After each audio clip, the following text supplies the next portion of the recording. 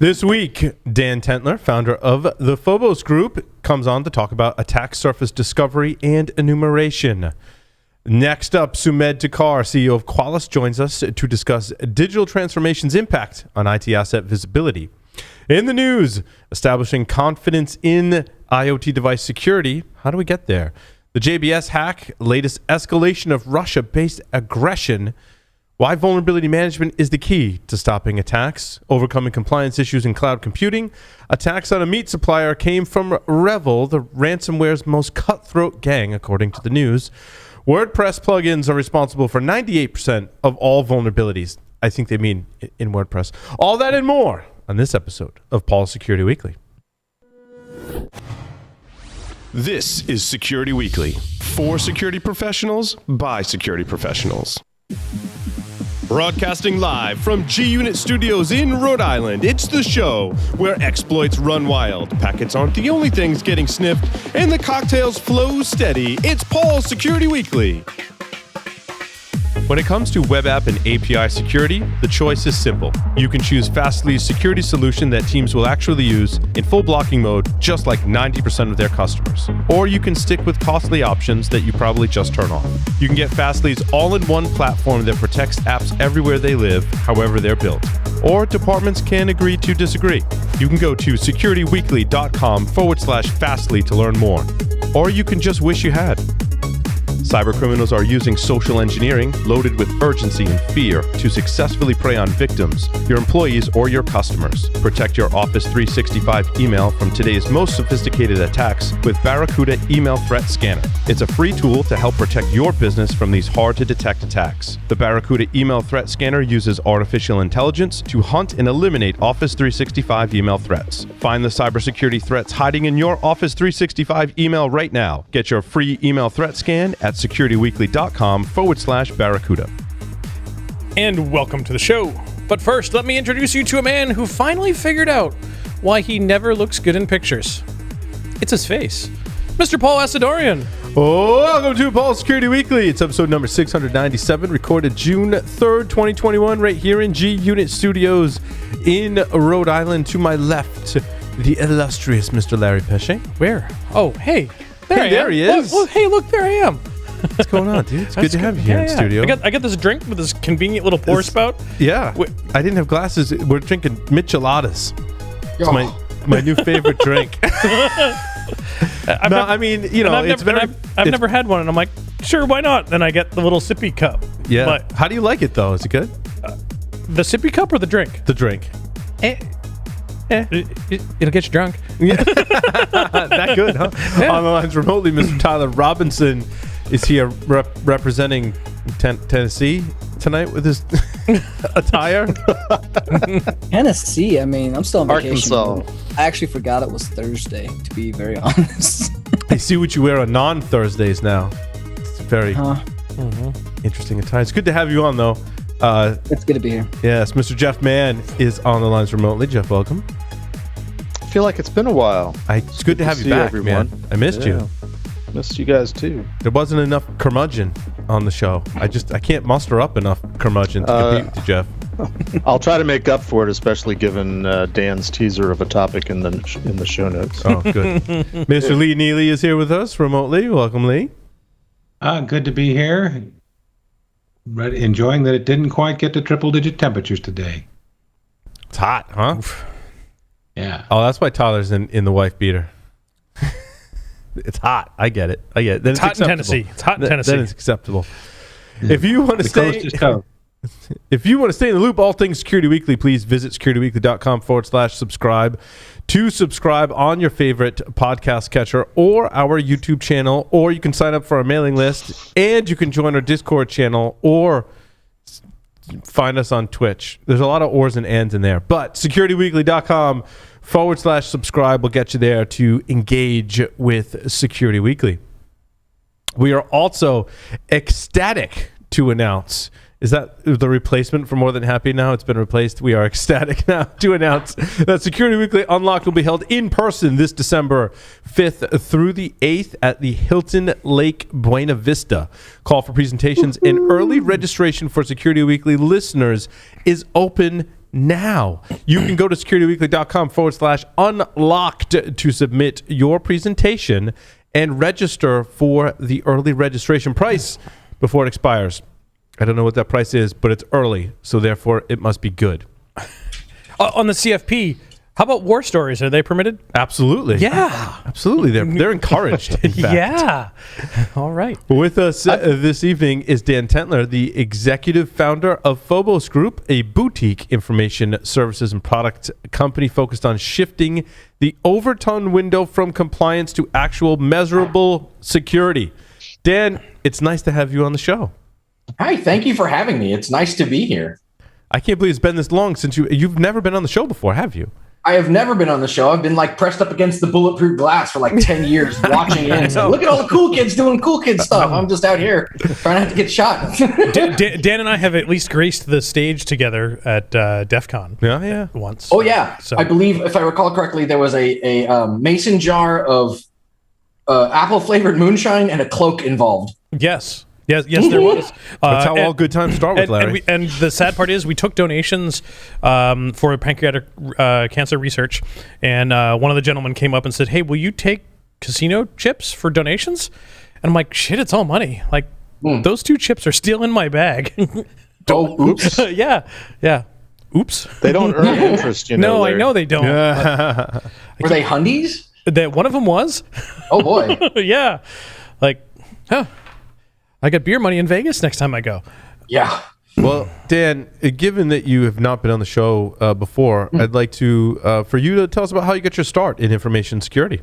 Oh, boy. So officially, I jumped ship in 2008. In 2008, I was on a contract doing like systems architecture at Intuit, and ended up at the culmination of that contract, essentially flipping a table and walking away and saying, I'm just going to go do security full time now because this. Wait, when you say like essentially flipping a table, is that like figurative or literal flipping of a table? I went on vacation to see, at the time, my girlfriend, who is now my wife, in England. And when I came back, instead of an office, there were 2 Indian contractors in my office, and all my stuff was in a corner. And this was a surprise. Whoa. So I was like, what? And they were like, yeah, remember when we asked you if you wanted to convert to a full-time employee and you didn't give us a straight answer? I'm like, yeah, it's because I was going on vacation. Yeah, so I was like, I'm done. This is silly. So at that point, I basically switched from like building things for Intuit to like helping people realize that when your WordPress blog gets hacked, there are usually logs involved. And you can like read the logs and learn things about the attacker. Well, that's not a thing. Oh, well, yeah. And it's probably more of a thing now than it was in 2008. But in 2008, people were paying for security consultants to help walk them through this sort of thing.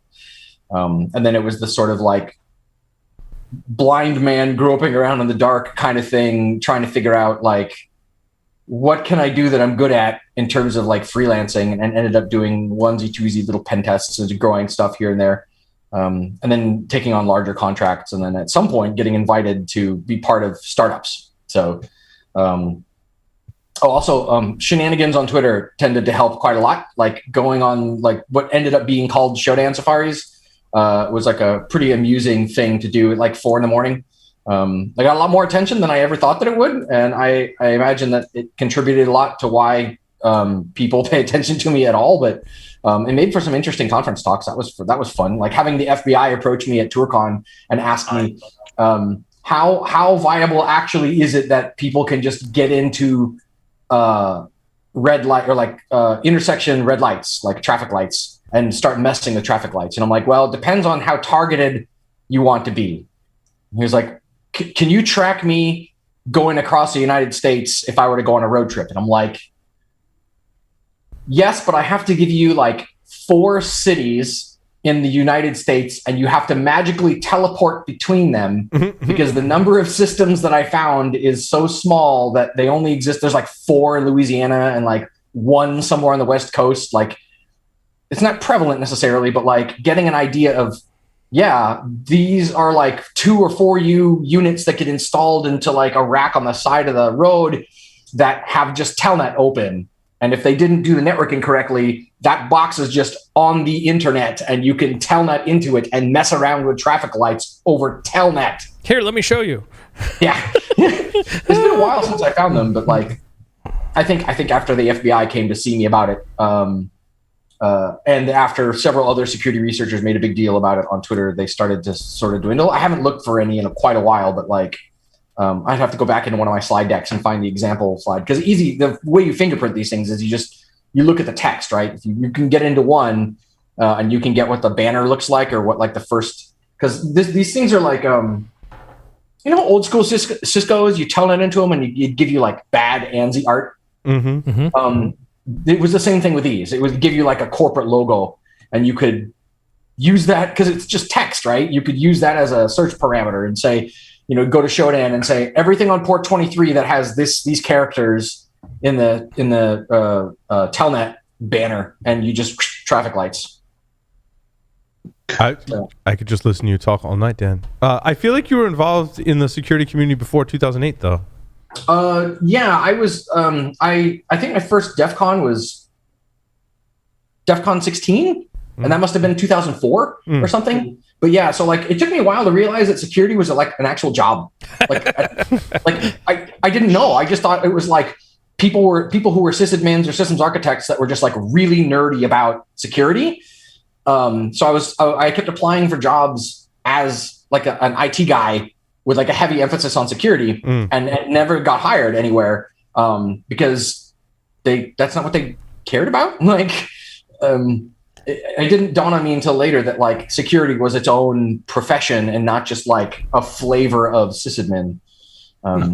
Which fast forward to today, and now it is kind of sort of a flavor of sysadmin. Like, if you can't Linux, or you can't MTA, or you can't networking, or you can't VLAN, then like it's challenging to be effective in security. Like, how are you going to secure technology if you have absolutely no idea how that technology works? Certainly So in the technical roles in security, that's very true. Sure. So how did you get, like, you're like enamored with Shodan, it seems. Is that? I'll tell you the story. It was really amusing. So I did several stints as a contractor at Intuit, and me discovering Shodan ended up being a side effect of me trying to do like a trapeze act around, at the time, and this must have been 2010, Intuit's policies regarding port scans and enumeration of the network. At the time, I had been brought in to help them develop their SOC, and they wanted me just to sort of do my thing, and then they had several other people that were very new to security at all, basically just copy pasting the things that I was doing. The trouble was that there was this decree that said, under penalty of death, you may not nmap without explicit written permission from several like C-level leaders, like including the CISO. And I'm like, so I have to get written permission from the CISO to do basic enumeration inside of the environment. But like, if I look at the WAN and I look at the PCAPs, I'm seeing 36 countries scanning us 24/7. They can do that without reprisal, but I'm the defender and I can't get the same data that the attackers have. And they were like, yes. Exactly.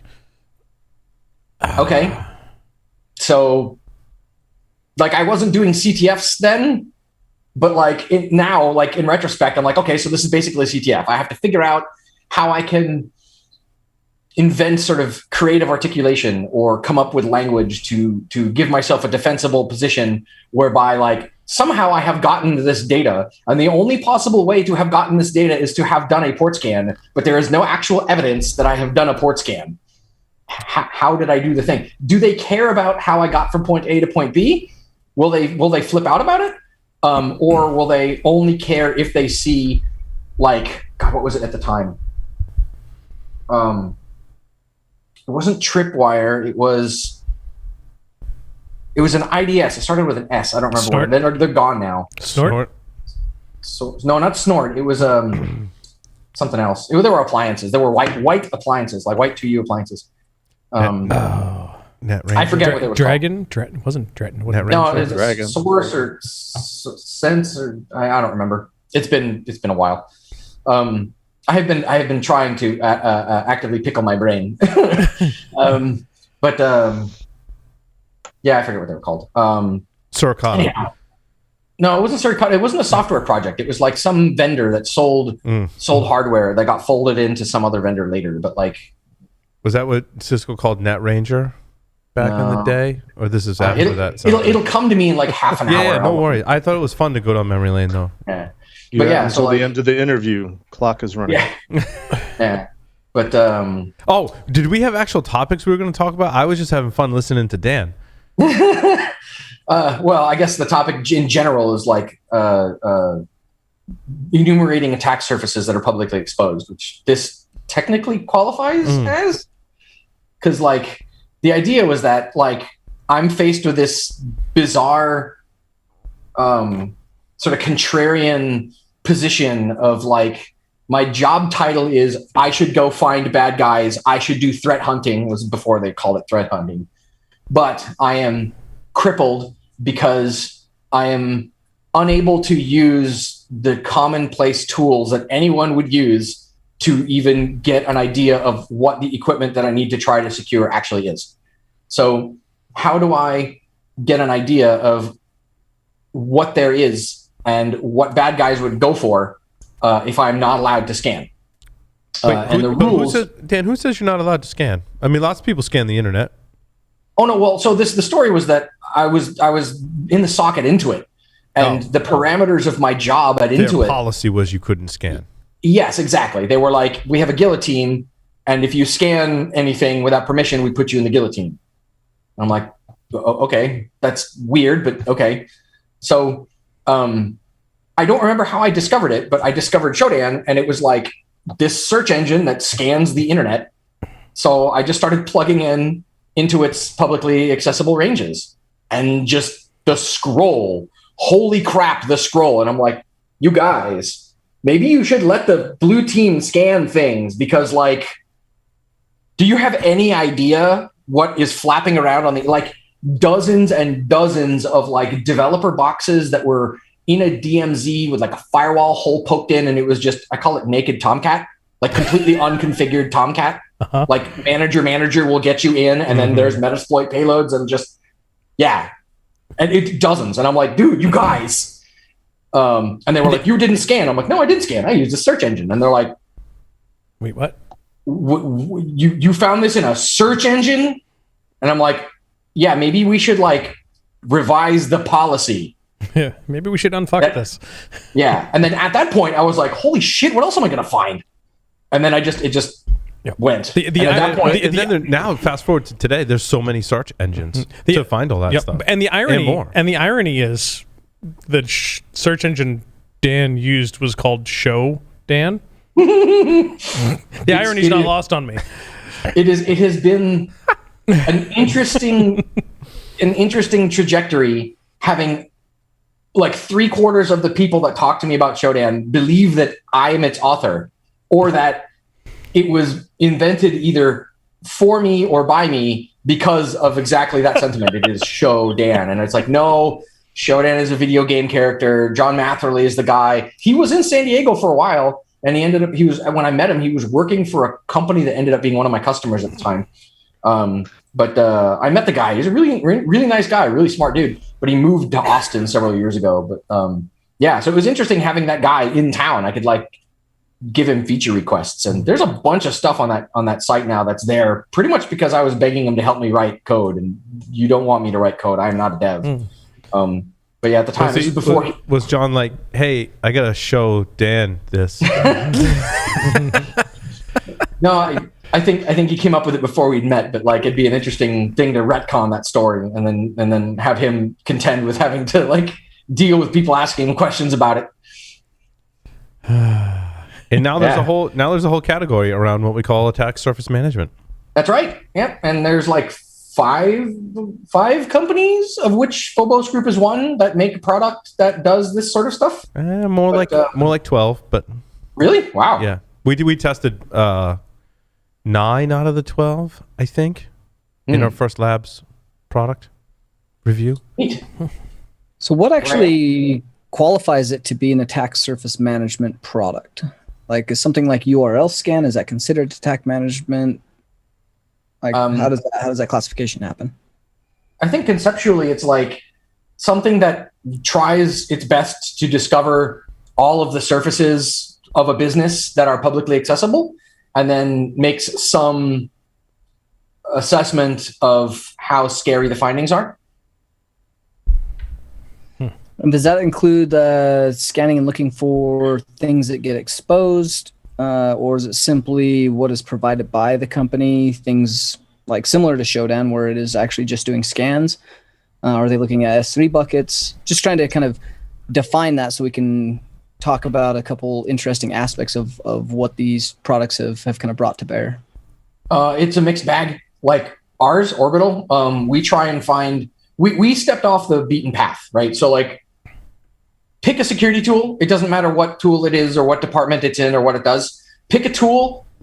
Chances are 9 out of 10 of the choices you make is that the security tool tends not to be a security tool. It's like a compliance tool wearing a rubber Scooby-Doo mask that says security on the front. Like, these tools by and large tend to exist to just satiate people's persistent demand to do the fastest, cheapest, least intrusive, least amount of work to like get past whatever audit they're doing, and not to like fix real problems. So like the different entrants in that category will have like dramatically different categories of stuff that they inspect and do. Like there's some companies that do what they call attack surface management or attack surface monitoring, and all they do is mess with DNS. Like that's it. Like the only source of information I have is DNS, and they do a bunch of interesting like slicey. A mask can do that, and it's free. Right. Yeah. I mean, well, that's brute force, sure, but like, yeah. So that's like a segment of it, right? And then there's others that are like cloud only, like you plug it into your S3 config, or not S3, sorry, rather EC2 config, and it spiders all of the settings and looks and see like, do you have IAM configured correctly, and are your ACLs configured right? Do you have any all over the place? Yeah, but that's more cloud posture management than it is attack surface management in my mind, Dan, because it's not. I want to know about the other AWS accounts that I don't know about, and that's why I want attack surface monitoring, because I wanted to figure that out.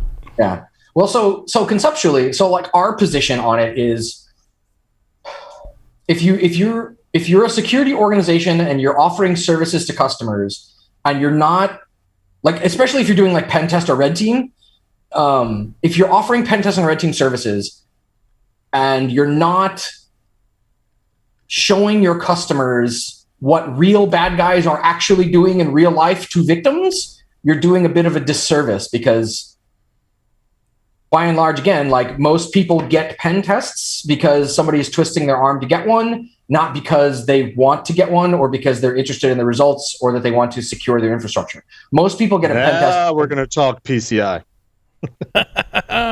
Cool. But like, Oh boy.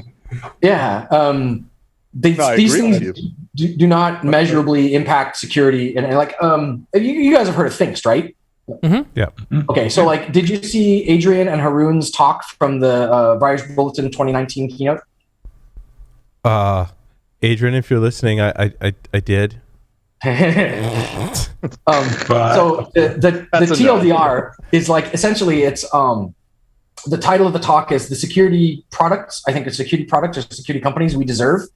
And it's essentially Haroon and Adrian on stage saying, here's how you can buy certifications and awards. Like, you can just buy credibility. Here's how startup companies basically defraud their investors to get a whole bunch of investment dollars and then have a product that does nothing. Yeah, that was just one reason why we hired Adrian to do our labs testing. Yeah. So like, the industry by and large tends to be a shitload of smoke and mirrors. It's all just to placate the big four and to placate compliance auditing. So we were like, well, that's dumb.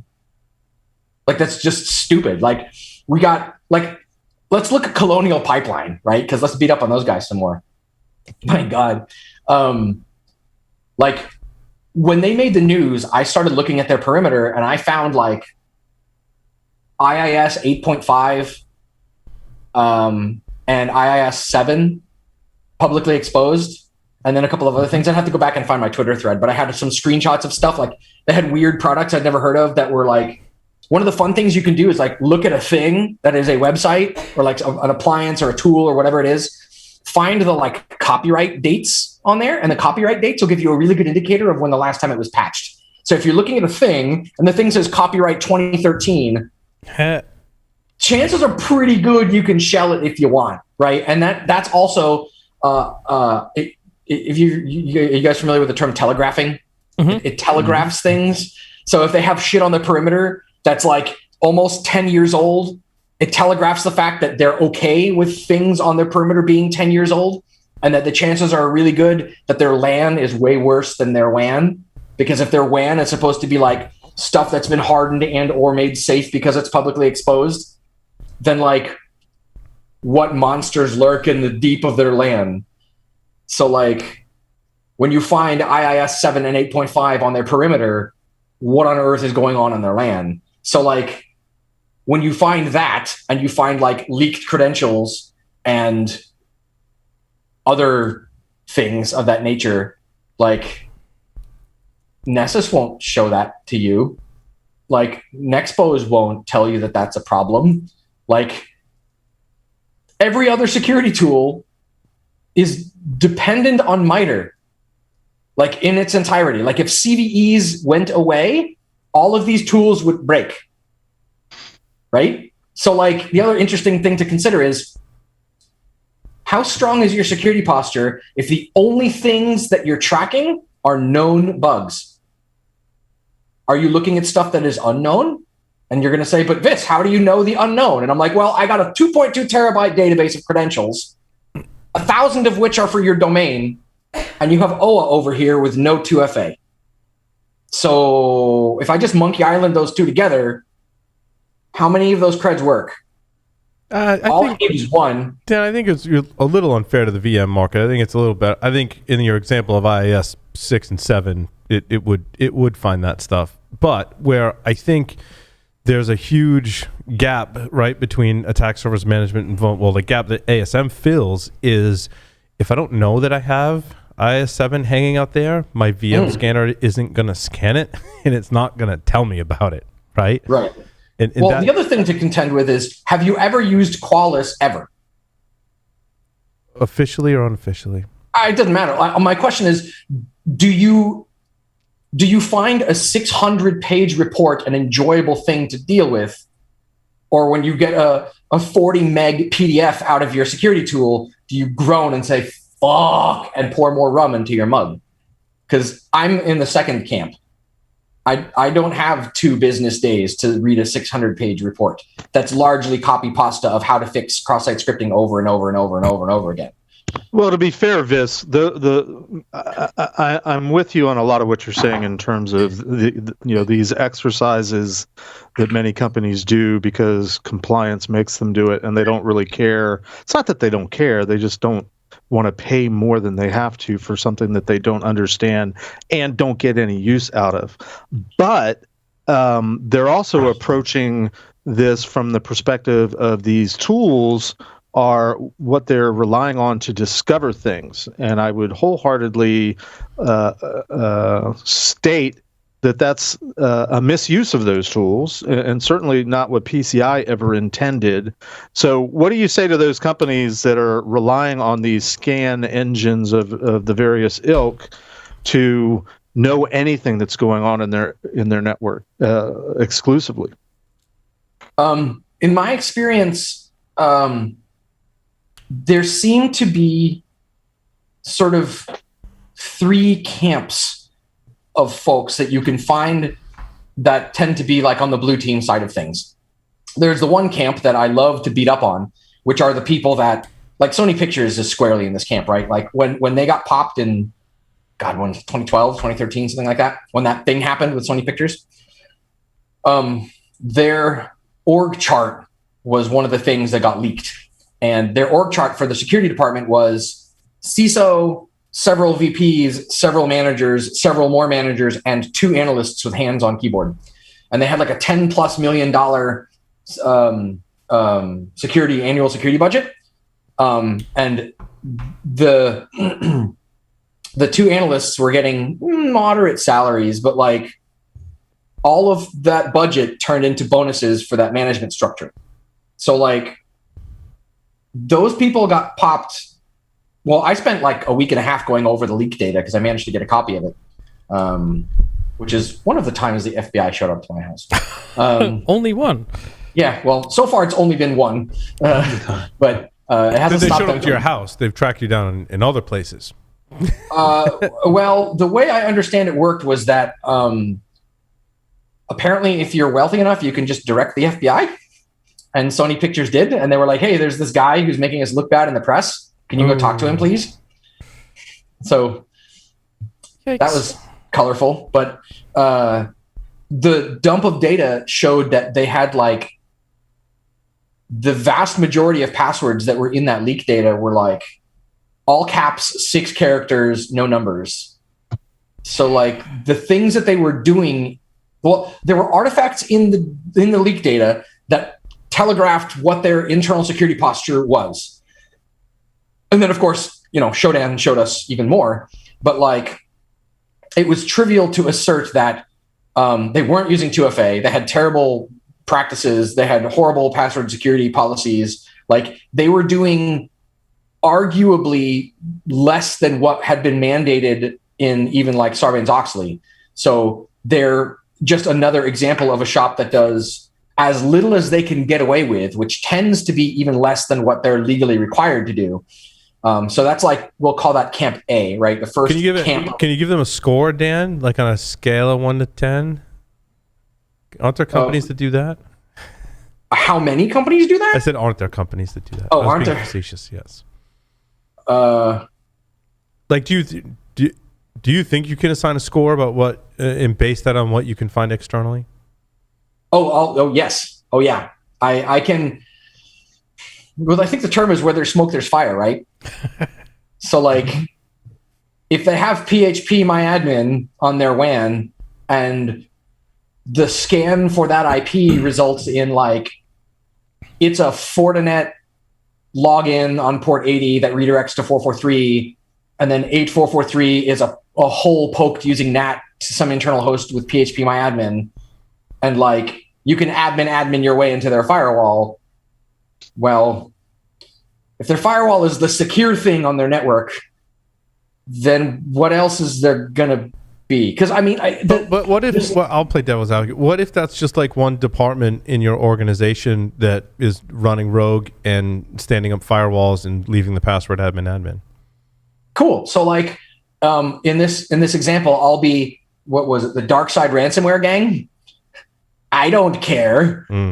That's their problem. That's their silly internal politics. I don't give a shit as an attacker. I'm going to shell the shit out of them and ransomware everything I see. So if admin gets me in the LAN, I still get my ransom. They still fall over. They make the news. Their pipeline gets shut off or whatever.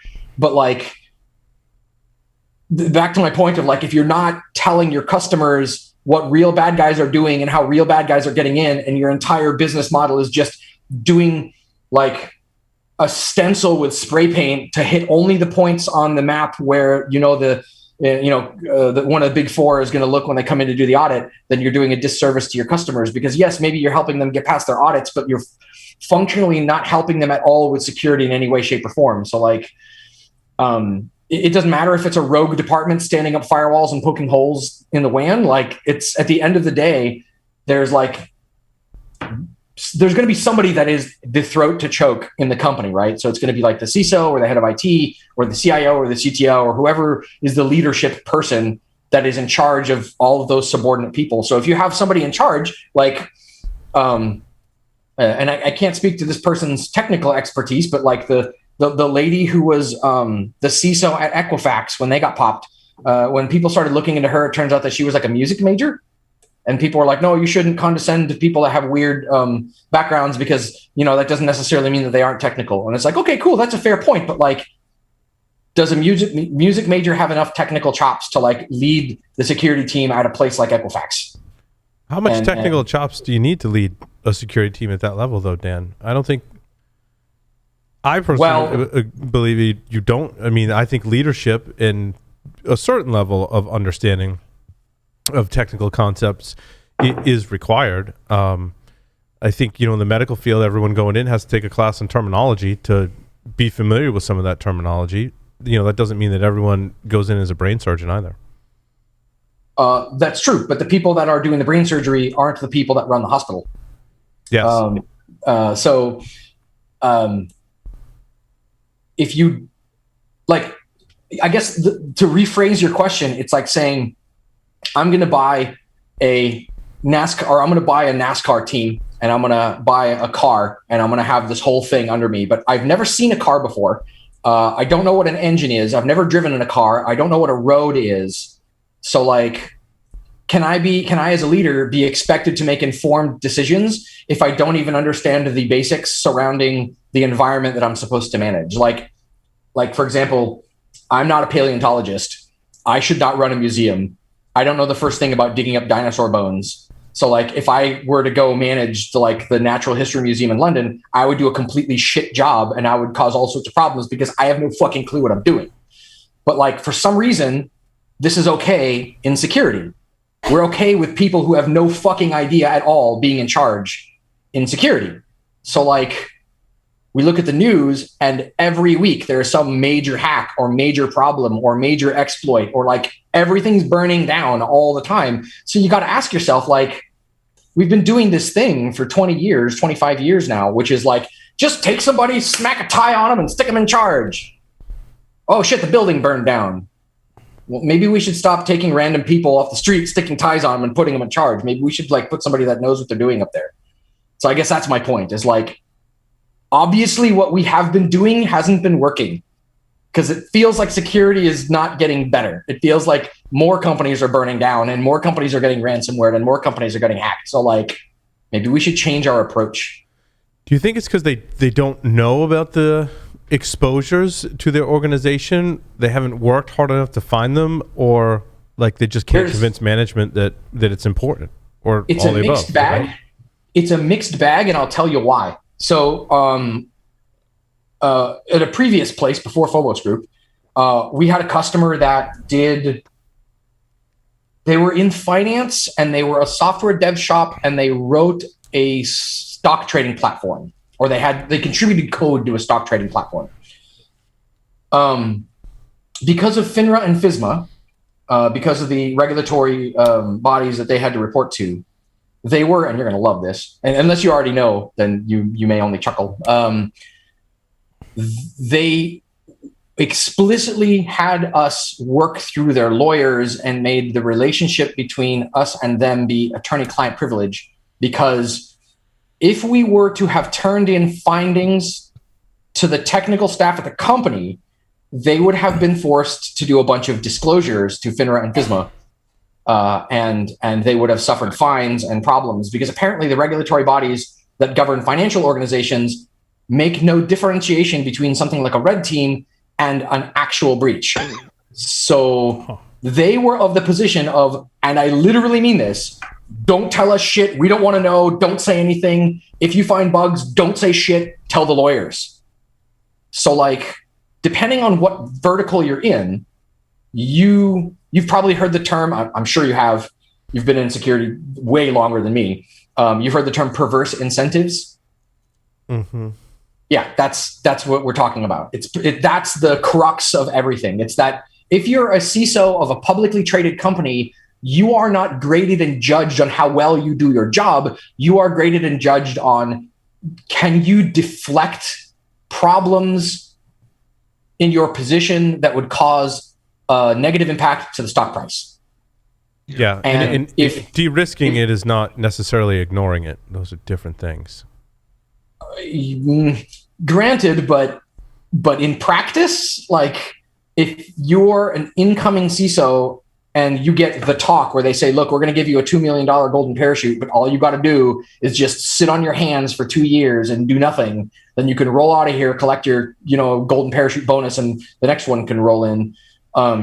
They are incentivized to do absolutely nothing, especially if you're non-technical, especially if you have no idea how computers work, because then you are intimidated by change. So you're going to have your staff under you screaming about, we need to patch. Let's get these Cisco ASAs out of here. Everybody's moving to Palo. We should be doing the same. Like, we should be investigating ASMs. We should be investigating SIM. We need to start talking about log consolidation. And you're just spewing Egyptian hieroglyphs at somebody that's a music major, and they have no fucking clue what you're talking about. And they're like, everything you just said scares the shit out of me. We're not going to do any of that. I'm just going to sit on my hands for 2 years. I'm going to collect my bonus, and I'm going to peace out. So you guys just make sure the building doesn't burn down. And they're like, okay, well, what about our budget? And they're like, no, I'm buying a yacht. Like, we don't have a budget. We got $10 million, but I bought 2 houses in Rancho Santa Fe. So no. So like, it's a thing. And I have strong opinions on the thing because I have to go in and clean up these messes. So like, there's a lot of weird stuff that happens in CISO land. And like, obviously, it's not all of them, obviously, but like the more egregious ones that tend to have the building burned down, so to speak, or the ones that make the news, the people that end up, like, I'm dying to know what the details are. So here in San Diego, Scripps, which a major medical provider, got hit. The entire Scripps network in all of San Diego, like 7 hospitals or something, went down. And had to go to pen and paper, like Sony Picture style, had to go to pen and paper because they got burned down. So it's really interesting because like they had job postings for dozens of people. Like, so you would think that like they have security staff, right? Well, no, they had job postings for security staff. Was that before the breach? Yeah, years before the breach. Yeah. So like, it's a black box, right? I have no intel on Scripps. I'm completely speculating, but like, you have an org, they have 7 hospitals, they're all networked together. Like, you can make assumptions based on what the topography of the inside of the network is going to look like based on just how many buildings they have and who they employ. And if you go look on LinkedIn, you're going to find people that used to work there, and you can start looking at what their expertises are, and you can piece together OSINT style, like what technologies are being used under the hood at Scripps. So like, if you wanted to, you could spend a week and just OSINT your way to success and figure out like what their technology stack is like, what's the networking vendor, like,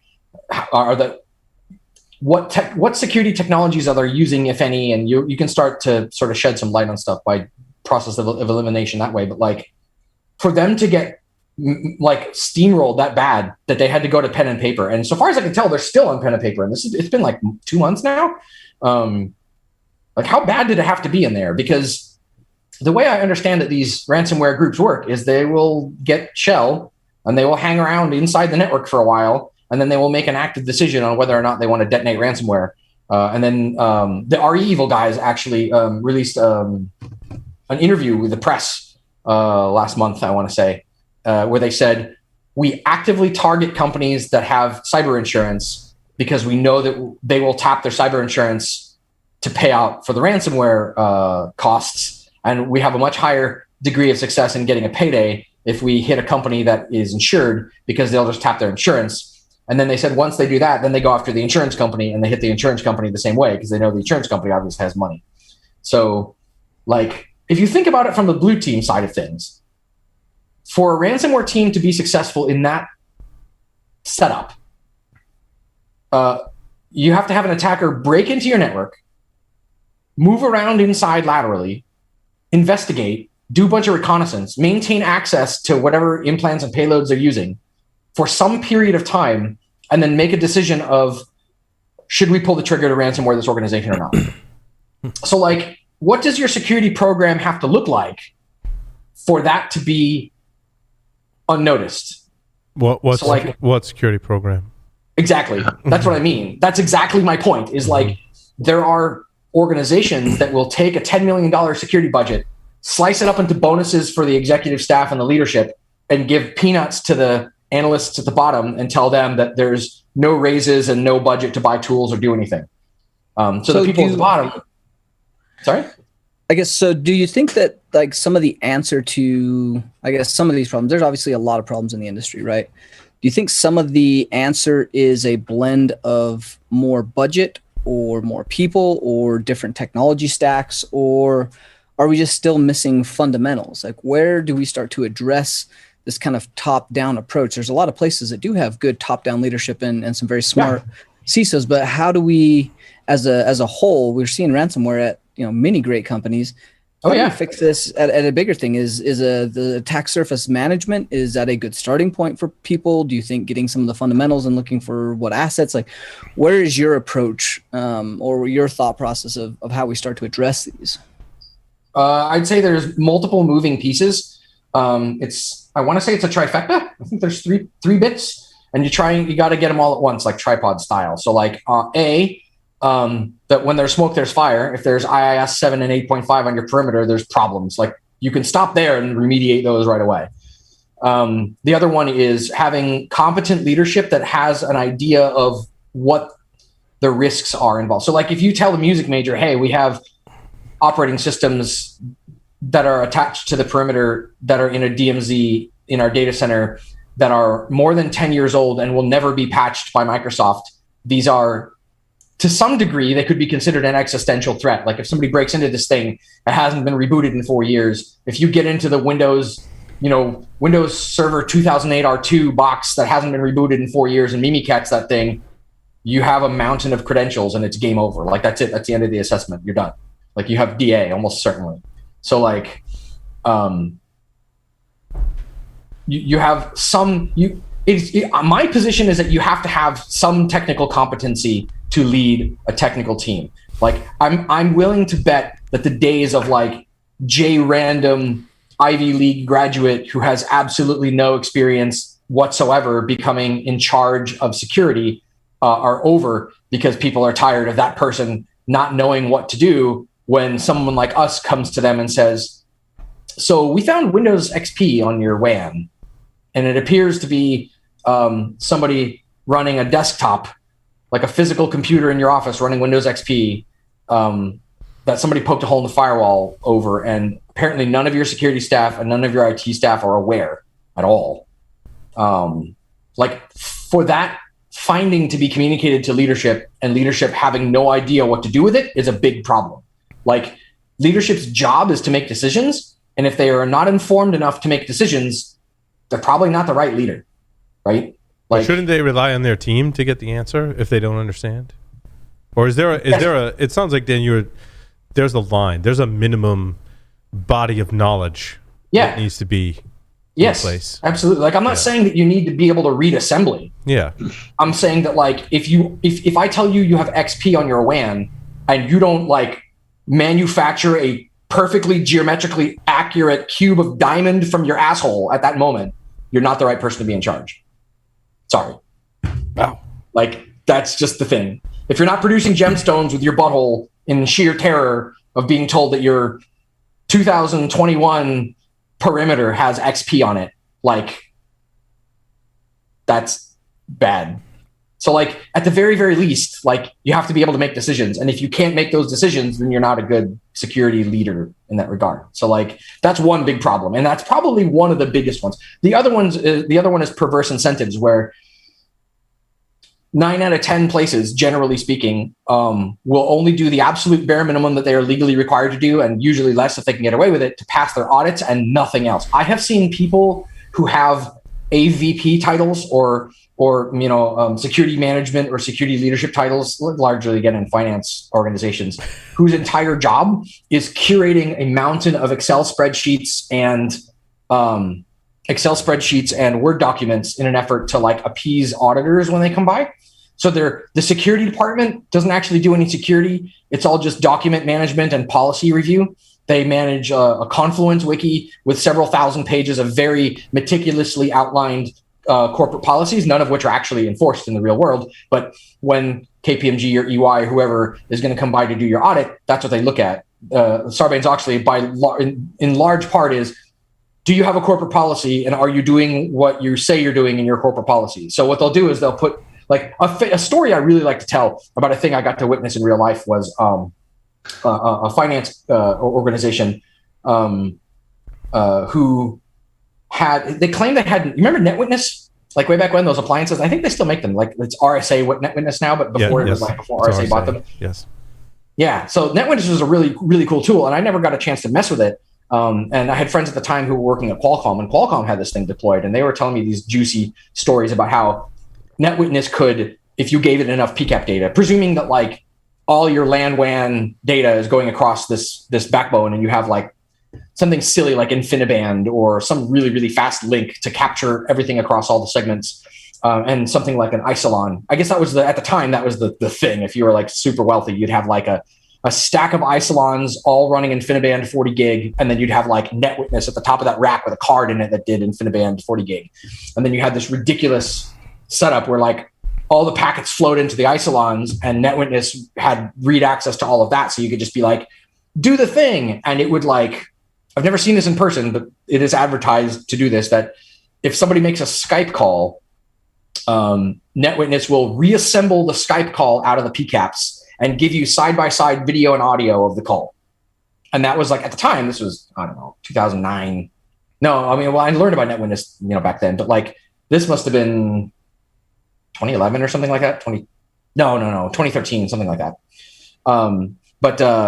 So this customer had NetWitness, and I was like, "Ooh, show me! I want to play." I've never got a chance to put my hands on NetWitness. So they walked me to the data center, and they aimed me at these two giant cardboard boxes on the floor at the end of the rack. And I'm like, "That's NetWitness?" They're like, "Yeah," and I'm like, "You said you had NetWitness," and they're like, "We do have NetWitness." I'm like, "No, you don't have NetWitness. We use it as a table to play cards. It's great." Oh, it gets better. Oh, I hope you guys are. We're running a little short on time, Dan. Sorry. Oh my God, I talk way too much. Nice. Their excuse was, well, so what they said was each of these units has its dual power supply, and each power supply is 1,500 watts. So we're talking 3,000 watts per unit, and there's 2 units, so 6 kilowatts to run these 2 servers at full tilt. We need to plumb another 30 amp circuit and build a new rack to put these 2 units in because we're out of power. And I'm like, oh, okay, that makes sense. When do you plan on doing that? They're like, well, we're aiming for next quarter. Cool. Next quarter is in 3 weeks. So 3 weeks later, I go back to them and I'm like, hey, can I play with NetWitness yet? I want to play with NetWitness. And it was a different guy that I talked to at that point, because I guess the other guy either moved to a different department or left or whatever. New guy says, okay, cool, let me show you the NetWitness deployment. I'm like, oh, goody, I get to play. So they walk me into the data center. Same 2 boxes are sitting in the same fucking spot.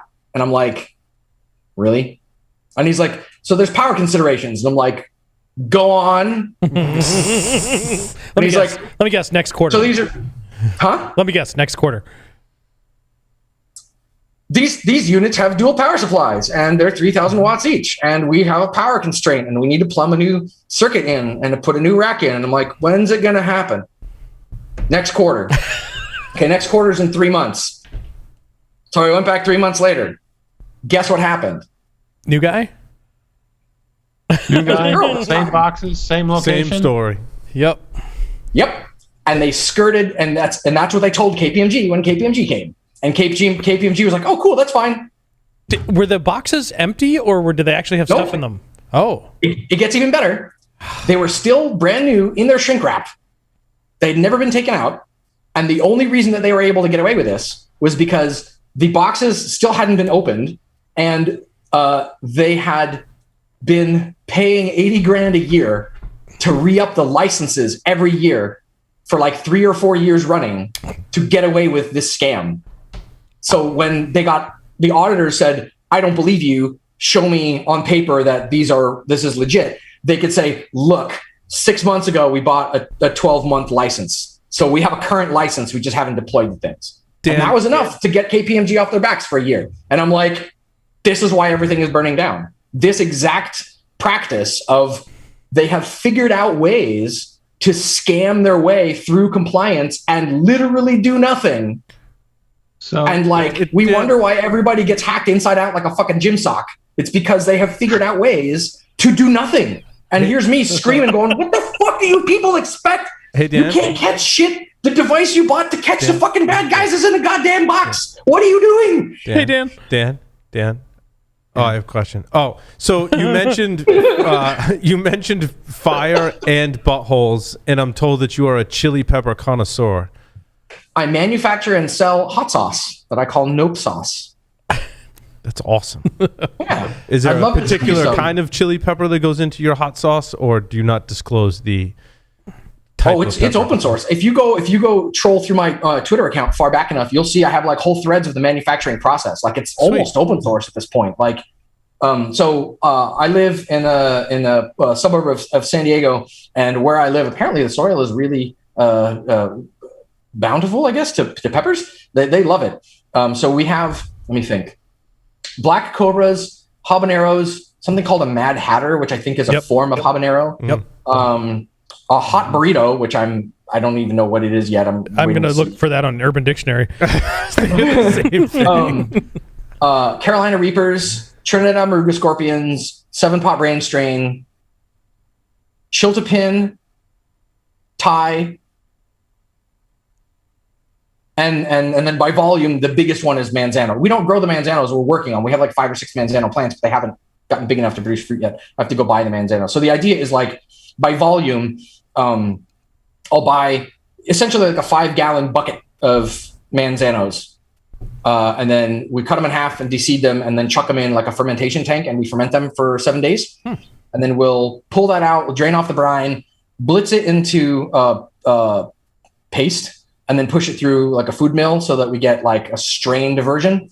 And then that becomes like part of the sauce. So we add essentially what is the equivalent of like Italian red sauce, like our twist on it, right? So tomatoes, red bell peppers, hatch chilies, onion, and flavors. And then we do the same thing with that. We cook it, and then we blitz it and strain it, and then we add that to the fermented pepper paste, and that's what we call the concentrate. And then we take that concentrate and we blend it 50-50 with mango puree. Ooh. And then if that's not hot enough, and it's usually not hot enough because Manzanos are really delicious. They're like the size of a plum. They're bright yellow or kind of like orange. And they have really thick skin like a bell pepper, but they have the kick of kind of a somewhere in between a jalapeno and a habanero, like a really angry jalapeno or kind of a weenie habanero. So they're spicy, but they're not like murder sauce. So that's the concentrate, and it's got this dark, like almost blood colored result. And then if that's not hot enough, all the peppers that I mentioned before we started making hot sauce, we have been taking those peppers and drying them in a Traeger and then blitzing them into powder and selling little keychain capsules of pepper powder on Etsy. And originally we were just giving them away at conferences and they were going like crazy. And we started charging for them and they still went like crazy. And then we doubled how much we were charging for them and they still went like crazy. So we're like, well, okay, we're just going to keep doing this then. But if the sauce isn't hot enough, then I add like a giant heaping spoon of the powder to that. And it's usually done in like one of those huge Rubbermaid 24-liter, like professional kitchen container kind of dealies. Dan, that was a lot of information about chili peppers. Thank you for that. Yeah. Well, yeah. So I've been doing it for like 9 years now or 8 years now. So it's just like this silly thing we do on the side for fun. It's awesome. But everyone needs a hobby. Dan, I just have 5 questions for you. Are you ready to play 5 questions with Security Weekly? Let's do it. 3 words to describe yourself.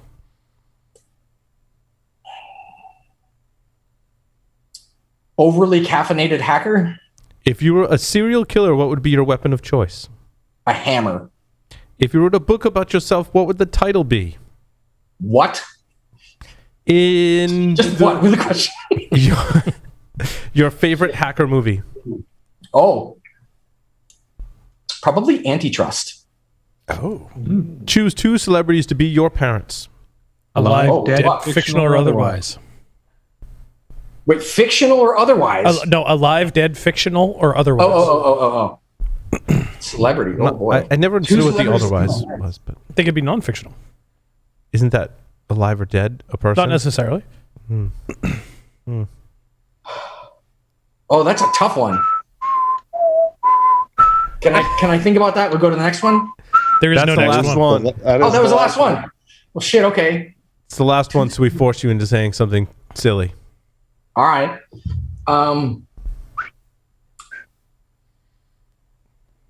Word association. Female. Male. Oh, I was gonna say like Other. Robert Downey Jr. as dad because he's like I think he's my flavor of crazy. So we got one. Yeah, and then who don't you want to have the Oedipus complex about? maybe Tilda Swinton because she's also my flavor of crazy. There we go. Very good. Good answer. Dan, thank you so much for appearing. Thank on you False for having Security. me. It was Just letting me talk for an hour and then losing. It's one of my character flaws. Is I will keep talking until you shove a sock in my mouth. On this show, you made my job easy by just talking, so it worked to your advantage. Thanks so much, Dan. With that, we'll take a short break and come back with Sumedh Thakar from Qualys. Stick around.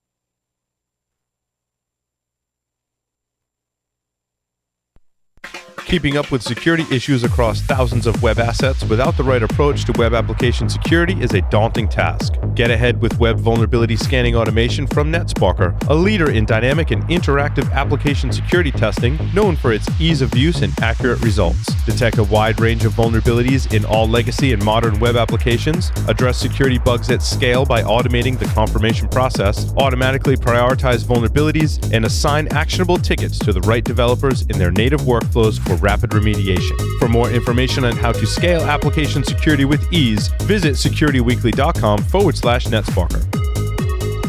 Welcome back to Paul's Security Weekly. We are more than happy to announce that InfoSec World 2021 will be in person October 25th through the 27th in 2021. Our annual partnership with InfoSec World is extra special as we are both business units under the Cyber Risk Alliance. What does that mean for Security Weekly listeners and InfoSec World attendees? You will get to see and hear from many of the Security Weekly team at the event and save 20% off your World Pass. Visit securityweekly.com/ISW 2021 to register using our discount code. This segment is sponsored by Qualys. securityweekly.com/Qualys to learn more. Joining us today from Qualys is Sumedh Thakar, the CEO, a product fanatic and engineer at heart. He is a driving force behind expanding the platform from vulnerability management into broader areas of security and compliance, helping customers consolidate their security stack. This week, he joins us to discuss digital transformation's impact on IT asset visibility. Sumedh, welcome back to the show. Hey, Paul, thank you. Always a pleasure to be here. Nice to have you on today and talk about asset discoverability, visibility, and things of that nature. You know, it's interesting. Sumedh is I've and many of us have worked in vulnerability management in some capacity, and I still get kind of a kick out of it. I'm sure this has happened to you where customers, people who are using VM products, whatever it is, go, you know, I wish it didn't tell me about so much because then I have to fix it.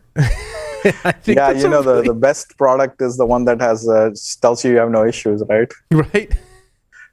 It's like a weird conundrum, and I think it, you know, obviously speaks to the security maturity model, and what we're going to talk about today, I think, plays in that security maturity model. And I find customers or enterprises that are further along, like, really have this concern about, yeah, it's like, I know I can scan and find stuff, and that's cool, and I've got a process for that. But like, what about the stuff I don't know about? And that's where they're really concerned. Yeah, you know, and this challenge is becoming recently more and more sort of with the digital transformation, more types of assets being added, and the speed at which they are being added is changing, right? So in the past, you change control, and maybe once a month you went in the data center and added a bunch of servers, and you know, it was very well controlled. But today it's with virtualization and just your office environment, work from home. Your starting point for security, your asset inventory is a real challenge, right? Where do you start? Where does your security start, right? Just to put your security solutions, you need to know what you have. And I think that's the problem that everybody's facing, has been facing, and is getting kind of more and more complicated, I would say. Yeah, because I think there's certainly a mindset change from when I traditionally think of an asset inventory. You know, when I worked for corporations, universities, what have you, when you got issued a thing, that thing had an asset tag. That could be a laptop, a monitor, a phone, tablet, whatever it is, had an asset tag on it, and that was your asset management. And that had a completely different purpose than what we're talking about in asset inventory today. Yeah, that's a great point, because the asset inventory that we have today, and a lot of security teams depend on the IT team giving them the starting point of the inventory, and was never really meant for this sort of a real-time, you know, updated inventory. And you know, there's inventories, the hardware inventory of the devices that you have, and then there's the inventory of what are you running on those devices, right? And I think the IT inventory has been very focused on, you know, I tag my asset, who's the owner of the asset, maybe some relationship between these assets, when's the warranty going to expire, you know, what kind of software licenses am I using? And that's a very different use case we see from cybersecurity professionals, the kind of things they are looking from an inventory solution, right? Yeah, because now today that can be anything from a SaaS instance to cloud services to a certificate to software to whatever. Absolutely, right, and that's your environment is becoming a combination of multiple different things, and the ephemeral nature makes it, at any given point for a security team, what's my asset inventory? And what's interesting is that if you look at FedRAMP and PCI, and more of these mandates really have requirements around having a good handle of your inventory now. In the past, it wasn't that. They were not pushing it that much, but now it's becoming even more. Where FedRAMP, as an example, they ask you to start with a good starting point, and we've seen that a lot, where the device that you don't know in an environment that you don't have a security solution protecting that device is something that can be compromised because the attackers, they find it out and you don't.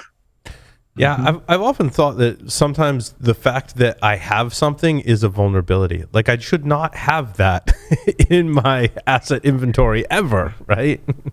We can have a whole different segment just talking about what a vulnerability is, right? Because I think the definition of a vulnerability has a much broader context than just a software flaw that has a CVE. A lot of time people saying I'm not vulnerable because I patch my software, but hey, by the way, your C drive is an open share for everybody to read and write in the whole network.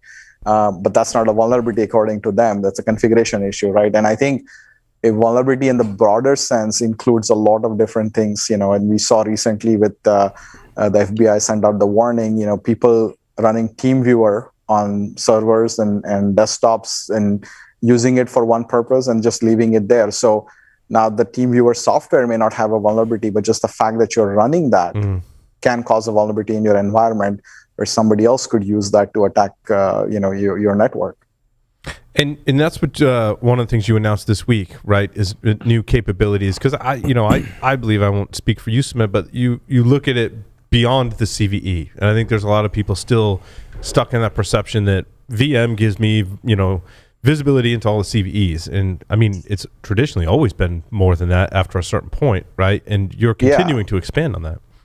Yeah, I know, and I think over the last few years we've seen our customers really struggle with getting their starting point of inventory, and there's really no good solution that sort of from a cybersecurity perspective gives you your full inventory, right? There's some couple of aggregators trying to pull some information from different sources, and I think just the reality is that there is no one single solution. You really need to pull data from multiple sensors continuously correlated in the backend and kind of give that starting point. But we kind of felt like this was a space that customers needed help on to just get started, to know their starting point of where you want to put your security solutions. And as we worked with the organizations, we realized more and more that they're struggling with basic things like what am I running on these assets, right? Are they authorized?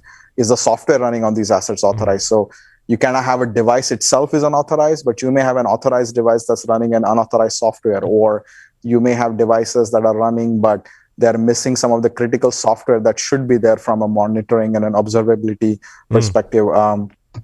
We know the favorite of our assets are showing up on Shodan, which is like a Google for come hack me, right? Right. And how do you know about your inventory and where is this inventory popping up? So there's just so many different aspects of inventory for cybersecurity purposes, and that's kind of where we decided to come up with a way to give customers more of a consolidated inventory, which we call as cybersecurity asset management. And the idea there is, can we leverage multiple sensors, active scan, passive sniffing, agents, connections, API connections with other solutions like a CMDB to pull this information, correlate that, and provide the cybersecurity professional some sort of a starting point of a live inventory, so to say, right? I think the issue that we see with CMDBs is that they were not architected where you could have a real-time, always updated view. They were meant to have periodic updates when IT commissions a new device with an asset tag, as you said, and then put that in there.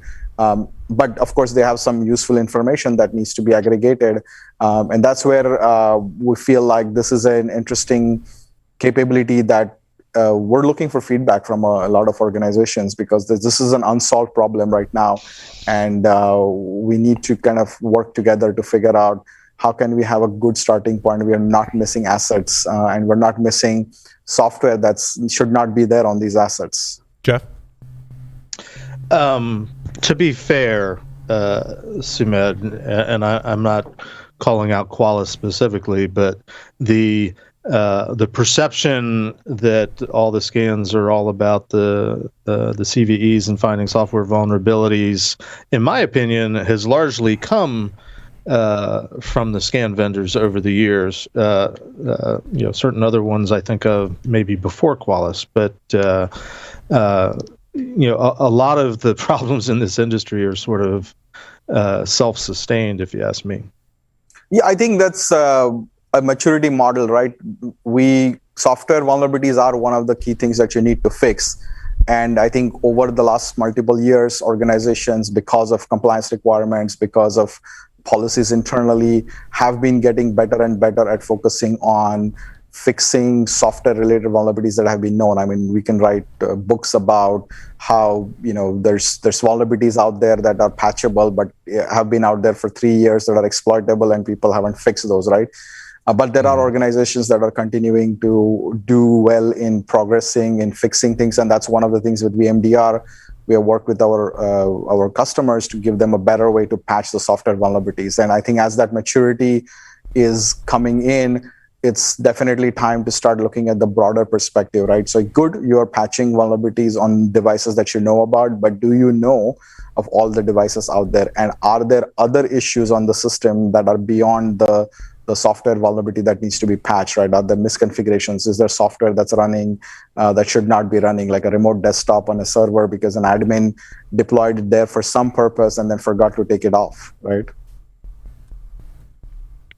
Yeah, I mean, God forbid you should have a service running on a system that you don't need. Never happens, right? Never happens. I mean, just look at end of life as an example, right? When Flash went end of life at the end of the year, we did a quick assessment of our users, and we were able to see like 20 million installations of Flash were still there, right? This was in January, and so. End of life software is like the beginning of life for the hackers, right? Like they're looking for end of life software because that's not being updated. So good way to hack those. And we're seeing people have installed browsers on servers because they wanted to download something, or they've installed remote desktop because they wanted to help somebody fix something, and they just forget it or leave it there. And I think that becomes an additional issue that needs to be looked into. Yeah, I think having an inventory of your software and the fact that software that's end of life exists is very telling about the security posture of your systems. Because if Flash still exists in your browser, that means you haven't updated your browser in quite some time, right? Well, it happens all the time. And look at, for example, when we were looking at our own systems, and we realized one of the top patches we were applying was Firefox, and we were thinking, who is using Firefox, right, in the environment? Barely anybody, but it was somebody put it as part of the build of the laptop image a couple of years ago, and then it just goes out to every employee, and then we just keep patching it. And so we realized that this is an unwanted software that we don't need, and we can save a lot of time because of the visibility that we are able to get. We can just uninstall Firefox from these machines, and then we can reduce the amount of patching that we're doing because nobody's using that.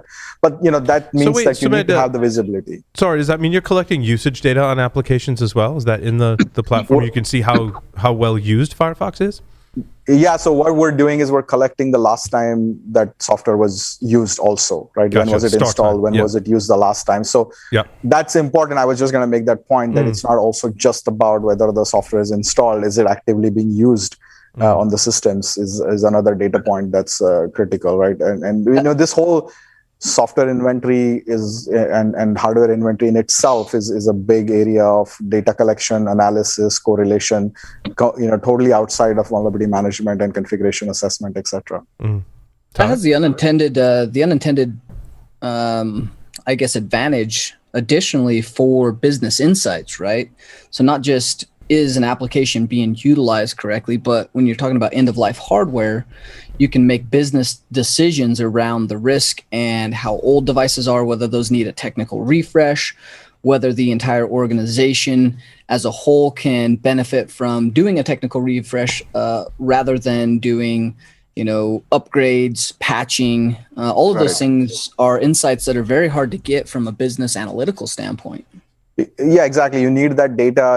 For example, I have all this software. How much of that is actually being used? And maybe I'm paying for software that I'm not really using, right? I mean, that's that's not a cybersecurity use case, but there's many of those use cases where you can get additional information from the hardware and the software, right? But yes, I mean, from a given vendor, how much hardware do I have? And the end of life as an example, right? Like, how as an organization do you track hundreds and thousands of software vendors out there that are announcing end of life all the time?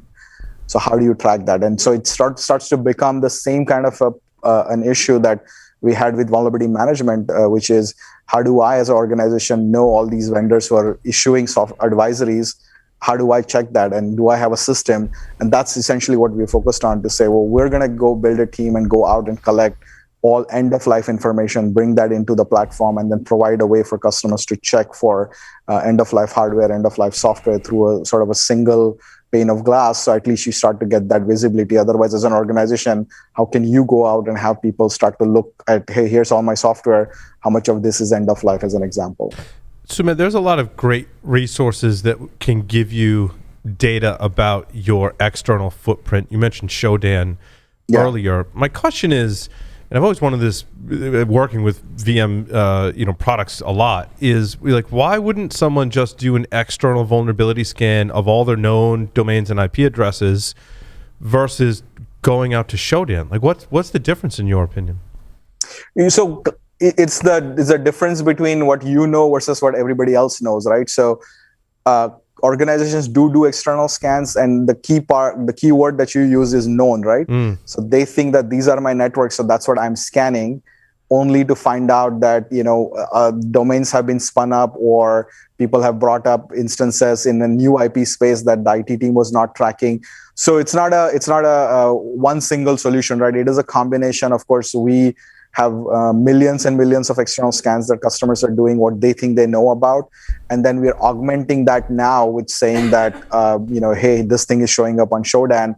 And the way you kind of look at that is to say, well, if I'm scanning my environment and I know of an asset, that's fine, I'm looking at it. But as soon as that asset is now also showing up on Shodan and other sites, now other people also know about that in a very easy way without having to do a scan. It's so interesting. That becomes high priority now. I hadn't considered it in the priority scheme of things, that what other people know about that I don't should take up that priority. I would also argue on the converse of the priority. Sorry, Tyler, I jumped in from you.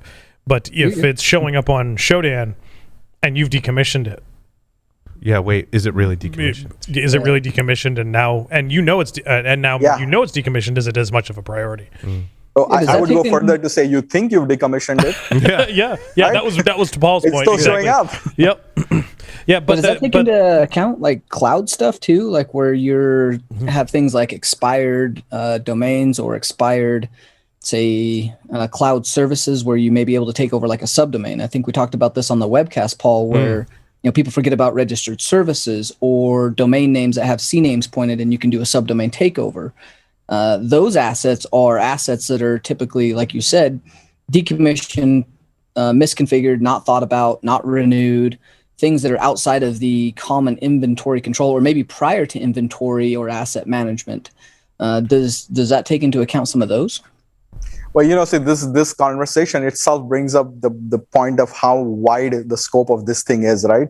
When you start looking at assets, is a certificate an asset, right? Do I need to know my certificates and what was expiring? And as you said, right, there's no one single way of tracking this sort of subdomains that are not being utilized. And that's where we partner, and we're partnering to bring information from additional sources where we can now provide the visibility to the customers to say, Qualys is able to pick up this with our sensors, and then here's data about domains that or subdomains or things that have expired, certificates that are out there. So you kind of start to look at and help prioritize those, right? Because that's one thing to say like, hey, this thing is showing up on the environment and I know about it, versus things that are showing up in the environment, I don't know, but they're showing up somewhere else, etc. So there's different ways that you really track this and look at that. So I mean that's why it's important to have a way to collect data and start to look at it and correlate that just from an inventory perspective. Is that an ingestion option, or is that a partnership where you're essentially querying and partnering with very specific services that are providing that feed? Can you just essentially provide an API and have that data ported into Qualys where it's considering those as part of its asset management? It's all of the above, right? So we have built in a way to say we're going to go out. We know how ServiceNow CMDB works, and we're going to pull the data from there. But then there's also an API available. If you have something else and you want to put asset information, pull or push asset information, then there's an API also available, because again, there is no sort of one single way to do this. It's really has to be it's a problem of data collection and correlation. And that's somewhere with the cloud platform that we have built over a period of time, where we're today indexing like 9 trillion data points. We're doing 8 trillion data points. We're doing like 15 billion messages on Kafka every day. So we can collect data from multiple sources and kind of start to correlate this information. How do you know how do you validate the sources, Sumedh? Because I mean, we've done this. We've got open source tools and have tested out a lot of things, and you kind of get a feeling some sources are better than others. What's your method? The customers have different tools, right? And they have different partners that they work with. So having the ability to kind of have an out-of-the-box way to correlate, and then letting them customize some of this correlation, I think that's the part that we are working with customers to say, there's no one easy way. In some cases, you're going to be able to correlate based on a MAC address. In other cases, you're going to be able to correlate based on an IP address. In other cases, it's maybe what's an ID of a software that's installed on the system, right? Are these agents pulling BIOS IDs, and we can correlate things with these BIOS IDs. If you see a device based on a passive sensor, and in some cases, you're going to say, I saw this one device through these 8 different sources, right? And you're going to have situations where things don't line up, the same device is being picked up, but that's where you need an iterative way to do that. And as an example, Qualys, we have a bunch of agents, and people deploy agents, but then when you do a remote scan, just an unauthorized sweep of the network, it wasn't picking up the agent ID, and so you kind of end up creating a different asset because the remote scan saw an asset. So then we went ahead and added a way to say that the agent can expose an encrypted ID to the scan. So now when you do a remote scan, it picks up that ID, and then in the back end, it correlates that. So you reduce your duplicates, right? So I think there's things that we are doing, but there's definitely an opportunity for the wider industry to start to think of how do I find a way to identify assets uniformly, so that different tools can pick this up and we can really track assets throughout. Today, it's just all over the place. It's just a bunch of different ways that you have to use to track assets. Some of the remediation is very different as well. And to Tyler's point, when you look at the subdomain takeover, Tyler, I was going through our DNS, and I'm like, I need to go clean that up because Tyler talked about this thing and it's really bad. How do you find your customers are reacting to the expanded capabilities and having to maybe adjust some of their processes to go, this isn't I go to the patch team, this is I got to go to my infrastructure team and fix DNS? Yeah. There's so many different ways to resolve different things, and one thing for sure we see in the last couple of years is there's a big push from security teams to not just give them reports of thousands of pages for them to fix, but find ways to fix those, whether it's after a manual approval or through automation, but systems that can fix things, right? And so with VMDR, for example, we have an integration with patch management where the same agent can also patch your system. So today you can actually set a policy that says, on all my laptops, I always want my Adobe software updated. You don't have to create a job and somebody approve it. If it's a laptop and there's an update from Adobe, just patch it, right? So that reduces the amount of effort that the humans have to do when patching things that should already be patched in anyway. Maybe it doesn't work as well on the servers. And in some cases, like I said, the solution is not to patch. You just need a way to uninstall that software because it's not being used. In other cases, you may need to manually go and make changes to your DNS. In other cases, it's a ServiceNow ticket. And that's really the reality of today where we are. And so what we did with the cybersecurity asset management is also provide a certain number of ways to take care of the issues, right? Maybe you can uninstall software that you don't need. Just like in EDR, a security person can say, kill this process remotely, right? Maybe they can say, a team viewer software on a server is just so bad, I don't even want to wait for IT to go and uninstall. I'm just clicking this and I'm uninstalling it. So it helps reduce my exposure. In other cases, you may need to have testing done to reduce something. So we're adding more and more ways to help with that remediation. There is no one single way that you can say this is one way to perfectly remediate everything. But I think the more capabilities that tools provide today that help customers fix things is what people are looking for, rather than your traditional vulnerability vendors that just give you a big long report that you have to go with to different teams to fix, right? Are you looking at extending asset inventory to pivot through a deployed agent and see what else is on the network? There's a lot of multicast and broadcast, right? That just tells you all the stuff like, wow, this asset's in a really bad network. And I think you could make that assessment by some of the protocols that you could see, without even having to have a tap on the wire. Yeah, exactly, right. I think for example, what the agent is an example, we can see the routing table, right? And you can pick up, hey, this device knows these other devices in the network. And now can you kind of push this information back into the backend and say, okay, yeah, that device I know because it already has an agent, or I've run a scan. Or maybe, hey, here's a device that was pulled up in the network. Maybe I'm not able to install a passive sniffer in that network, and so this is another way of doing that. So today, that's exactly what we do. Is there's no one single way. So you do some active scans, you do passive sniffing, you use the agent, you try to find other ways to read routing tables to detect devices that you know about. And be able to do that. And I think that's certainly, it's about not so much about one specific way, but more about a solution or a platform where you can bring in different data points, different data sources, and start to say, hey, here's managed devices and here's unmanaged devices, right? So you may want to say, if a Windows device is coming up in this data center, that's fine because I'd install Windows devices all day long. But if a Linux device shows up in this environment, then I should immediately be notified because it's an unmanaged device that doesn't meet my criteria. Now, how you detect that device could be a combination of different ways that you do.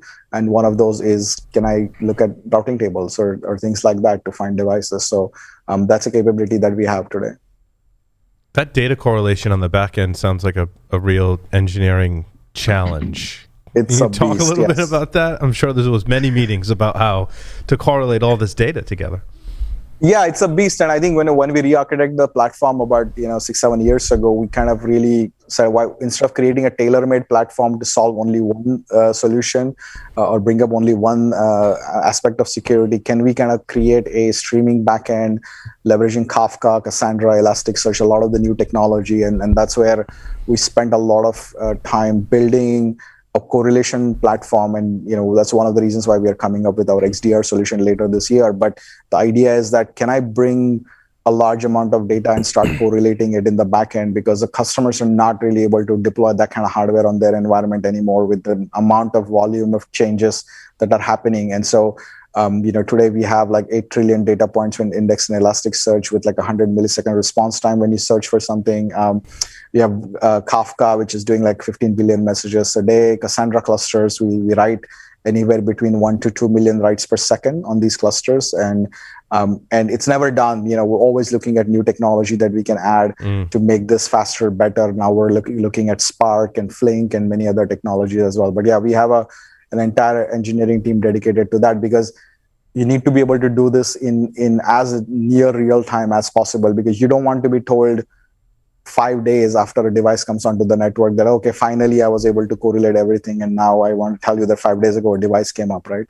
So is this something that's always running? Sorry, Tyler. Is this something that's always running? Is that configurable? Like how does this work? Yeah, it's always running in the backend, right? Once you configure your sources, As the data starts to come in, we're continuously, as soon as the data comes in from any of the sensors or API, we look at it to say, do I have an asset that matches this already in the database or not? If there is one, I need to update it? If once I update that, then I have to check if there are rules for alerting or taking action that customer has set up to say, okay, fine, I found a new device and that device does not match the policy, then I need to create an alert or I need to create a remediation action. So it's an always on system that is continuously working in the backend, because you can't do it like vulnerability management where you kind of run a report, once a quarter and then, show it and start working on fixing these things. Tyler? Yeah, that ingestion delay, right? Like that has always been a common problem when you're correlating a lot of data like that. And the fact that you've got that back end to support that kind of outsourced off-prem, is there any downside to, what data has to get pushed out of an environment? And are there delays from that side of it? Obviously, the back end can handle that once the data gets there. But there's a front end upload lift that needs to happen as well, right? Yeah, and I think it's changing, people's perception. Like I said, I remember when I started in vulnerability management, and Paul probably remembers, you were good if you did a quarterly scan. Like you were awesome. You were like the most technologically advanced person for vulnerability management, right? And now that has changed. And I think the same thing is happening today where people want to know as soon as possible, and which means that not just our backend, but their systems need to have ways to get this data out faster and sooner and get it out for correlation. And so the more real time you can have, and that's one of the disadvantages, I would say, of some of the aggregators out there that are trying to do this by using APIs across 15, 20 different vendors, because you are going to pull this once a day from different vendors, and then you're trying to correlate that, and that doesn't necessarily give you the most real-time and up-to-date visibility, right? So, for example, with the passive sensor, what we can see is that within a minute, when a device connects and starts communicating, we can at least identify that there's a device here that's communicating. Then we start watching the device, and then within a few minutes, we can say, okay, this is an iPhone. Based on the traffic, and we can now provide that. So that is needed to have sensors that can collect this data faster, and that's sort of where do you install sensors that are more tailor-made, like quick active scan and an agent, or you try to rely on the data that you already have. The challenge, the advantage of relying on data you already have or vendors you already have is that you don't have anything else to install, but then you are dealing with these delays and processing and correlation issues, because getting two vendors to agree it's the same asset can be a challenge, right? The advantage of having native sensors is that you can get this line speed or close to that, but of course you have to do some effort to get some of these sensors out there, and that's the struggle always with security that we have had in deploying solutions. So how's it happening? Sorry. Go ahead. I'm wondering, a lot of this, it makes perfect sense in the traditional data center. How's it all mapping over to your cloud environments, your Azures, your AWSs, your Googles? Cloud is a little bit better in terms of being able to just use an API, right, to pull the data. And again, right, there's that balance between just the fact that there is an asset, or so your cloud API is going to be able to tell you, hey, somebody spun up a new instance, right? That's a good part about cloud, is that you can have an instant CloudTrail alert or something that basically says that, okay, something new is spun up. And so then you don't need a passive sniffer in that environment. However, then the question is, well, what is that? What is running on these assets, right? So now can you have an automation, which is easier in the cloud environment, to say, okay, if a new asset is spun up, and can I quickly get an agent on that, which is going to make a very quick assessment to ensure that this is a device that belongs to me, or is has the right software running on it, or is not missing the software. So that cloud capability is more API based. So and that's one one of the things that we provide is to say, here's your cloud assets, here's your non-cloud assets, here's your SaaS assets.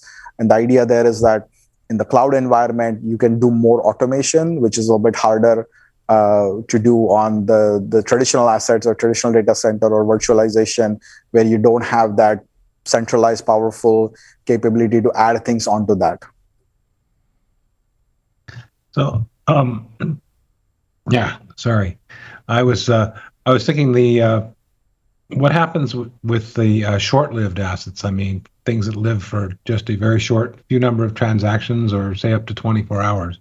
Does that pose a challenge, or is it really just the same thing, just different level of granularity? I mean, it has its advantage and disadvantage, right? The advantage is that it's short-lived, so it comes up and it goes quickly. But it also means that if you have a scanning-only approach, then it's not going to work that well, because by the time you actually get your scanner and install, updated, get the information out there, the asset is probably gone. But your exposure is limited because it's a short-lived asset, right? But in the other side, you can have an agent that's part of that asset. So as soon as the asset comes up, it is doing an immediate assessment and not having to wait for a scan. So you get that visibility as well. And at the end of the day, you have many different architectures. So while people do talk about short-lived instances, very, very few real architectures actually are doing these kind of really short-lived instances. A lot of times you still see instances when they come up, they do continue to run for a large amount of time, many days at times, and they do create that exposure. So an organization may say that, if something is there and it's coming from this particular image, then I know it's not going to last for more than a couple hours. So don't bother with it. In other cases, people say that something comes up from an image, and then the initialization puppet or whatever it is now goes out and pulls even more libraries that make the device vulnerable or is installing software that I don't want. And now you still need to do an assessment when a device is fully up and operational, so you can ensure that additional system management tools have not added more software that should not be there. Sumedh, do you integrate with the credit card systems and pull the bill to look for new services that people have spun up? I swear that that would be a valid source, right? Because we all know someone takes a corporate card. You may link into my corporate AWS, but hey, I got the corporate card. I can go spin up a new account and start spinning up S3 and opening up public shares, right? I joke about this, but we did have a customer who said my incident response team is my finance team. Yeah. The first time I found about crypto miners in my AWS accounts was when the bill went up, and not my security team that found that, right? Again, that is a challenge. Where we see today some customers, what they've done is in the CI/CD pipeline, they install, make sure that they have a Qualys agent part of the AMI. And then what happens is when these developers take that base AMI and they are building their software and they bring it up in new accounts that the IT team or the security team doesn't know about because they went out and swiped a credit card. When that agent is connecting back, we're able to say, hey, your agent is now has shown up in an account that you have not configured as a known account. So we can give some visibility, right? It's not foolproof. No, that's a good approach, though. I like it. It's an interesting way to do it. Absolutely. Yeah, certainly the ease at which you can spin up new infrastructure today is both an advantage and disadvantage to your vulnerability management program. Getting your arms around it is exactly stressful. Sumedh, we've had someone from your research team on the show twice now. Talk a little bit about how that idea kind of came to bear and the reasoning behind it and some of the efforts that are happening in your research team today. You mean on the research side or on the pseudo vulnerability, exit vulnerability?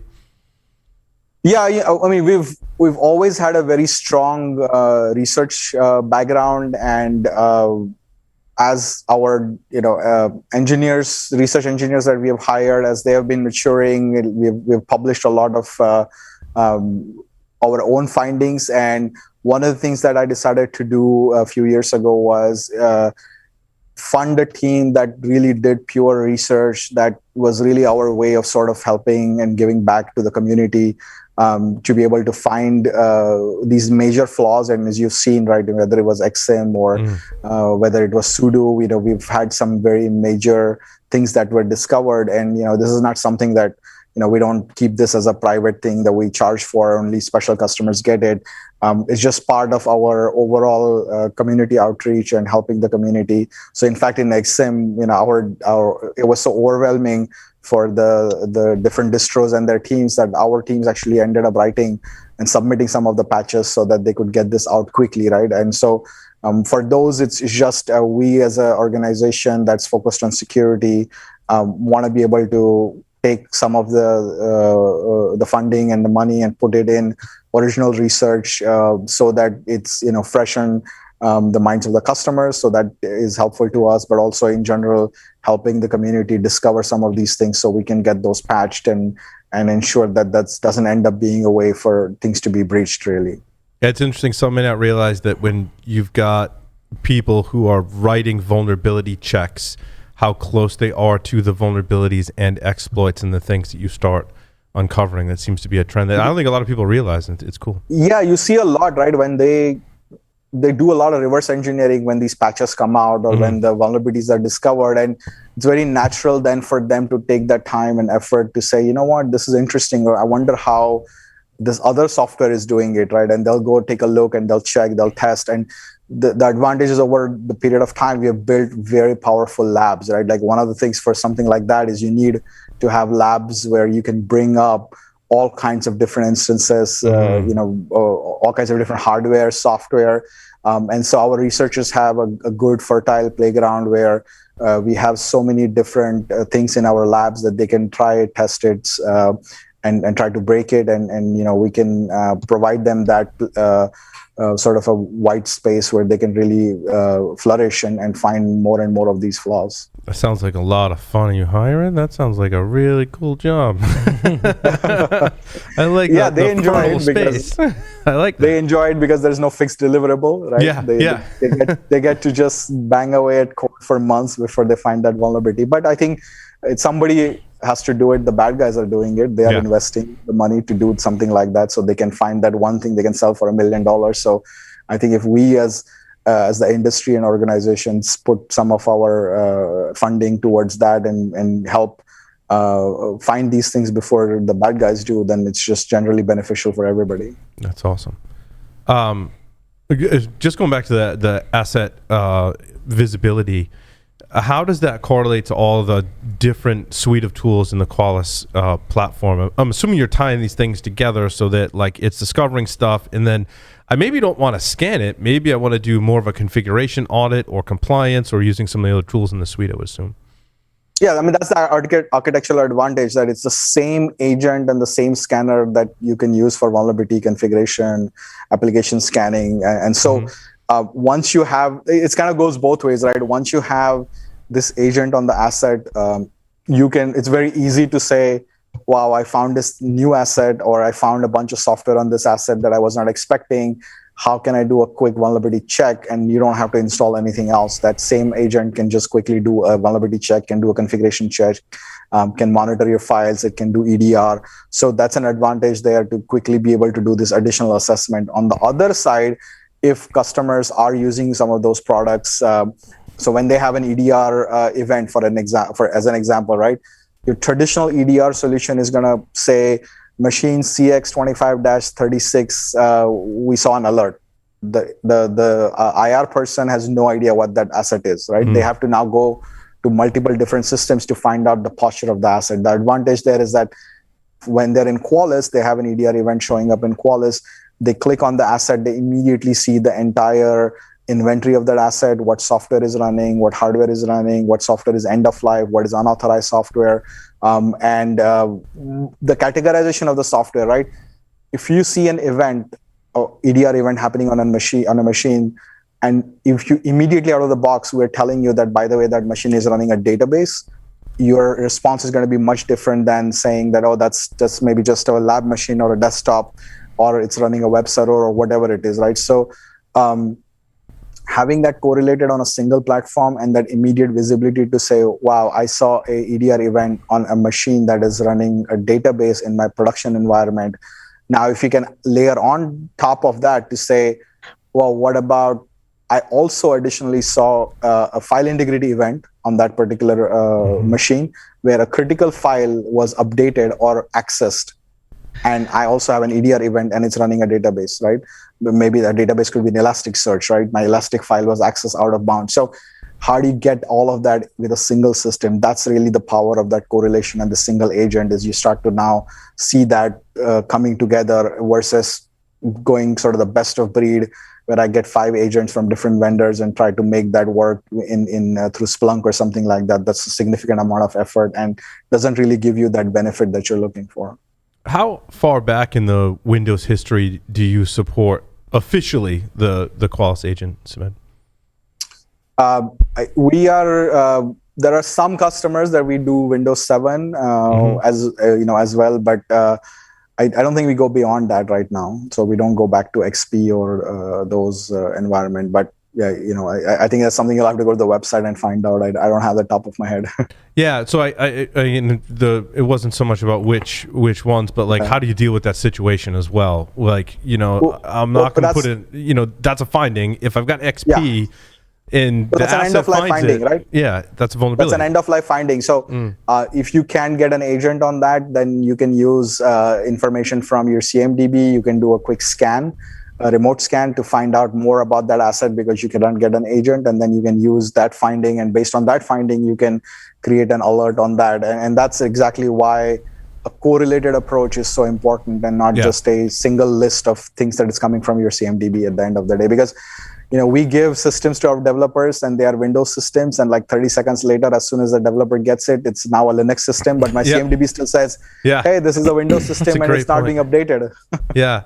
But I think, using the asset visibility to find things that don't have agents and aren't managed is super important, because that's the stuff that'll, it'll bite you. The older Linux, older Windows, and things like that is usually the issue. Absolutely. And that's where we've created this. One of the features there is to find software that should be there. It's not there on those assets. And that's something that we highlight in that, where you can say, I expect to have antivirus, EDR, multiple different, 5 different things. This is a PC asset. It should have a FIM agent, and it's missing that. So that visibility is important. Absolutely. Anything else on asset visibility or things happening at Qualys? So many things, man. We're busy, but we've been busy building the platform, and really as these things start to come together, we're quite excited about that asset inventory, because that really kind of gives a starting point. And the good thing about the asset inventory capabilities, it has nothing to do with your VM or any of these other things, right? So as an organization, you can just deploy this capability specifically for getting an inventory for as a starting point for any of your security solutions, right? And then of course, the advantage for us as we are looking at building out the platform is that single agent can do your inventory, can do your vulnerability management. It can also patch your system. It can also do your EDR. And the idea is that for a given asset, can I discover things on the asset? Can I mitigate the risk by fixing and patching? And can I monitor it for active attacks? So you can do all of that in one. And that's kind of where the exciting part for us, other than the inventory capability, is by the end of the year, we're looking to provide an extended detection response solution that leverages this backend, the asset visibility, all the different things that we have, add additional enrichment from firewall logs, proxy logs, and then provide findings that are more extended out than just an endpoint detection. Yeah, logs are, we could debate the security benefits of logs, because there's certainly a big list of pros and cons on both sides of it, right? But when it applies to asset vulnerability, it's pretty good, right? Like there's a lot of good tactics in there to go, I didn't know about this, but like someone logged in from this system and it ended up in a log somewhere, and that's an important aspect. And then that's one of the things with when you just look at the different solutions in silo, right? Like if I just look at, I have this vulnerability or I have this EDR thing on this machine, but when you layer on log information as well to say, does that correlate with failed logins? Does that correlate with connections made to other systems? Like for example, I'm seeing a printer connecting to this device, which I don't expect. And because the printer is compromised, right? And so something is running on it that's reaching out. So that visibility and that correlation overall, I think, starts to become very interesting. Outstanding. Any more questions for Sumedh? Negative. Sumedh. I think it's end of the day, they are very quiet. That's it. Sumedh, thank you so much for appearing on Paul Security Weekly. Always nice having you on the show. Hey, Paul, always a pleasure. Love the conversations here. Outstanding. For folks that want to learn more, please visit securityweekly.com/Qualys. Coming up next, the security news. The CFAA has had a ruling, had some challenges. Talk about it coming up next.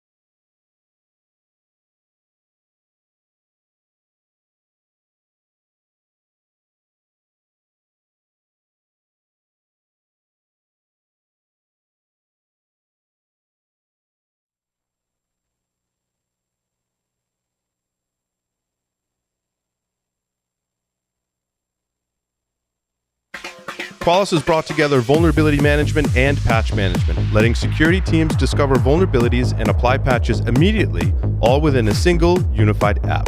Sign up for a free trial of Qualys VMDR, vulnerability management, detection, and response today at securityweekly.com/Qualys.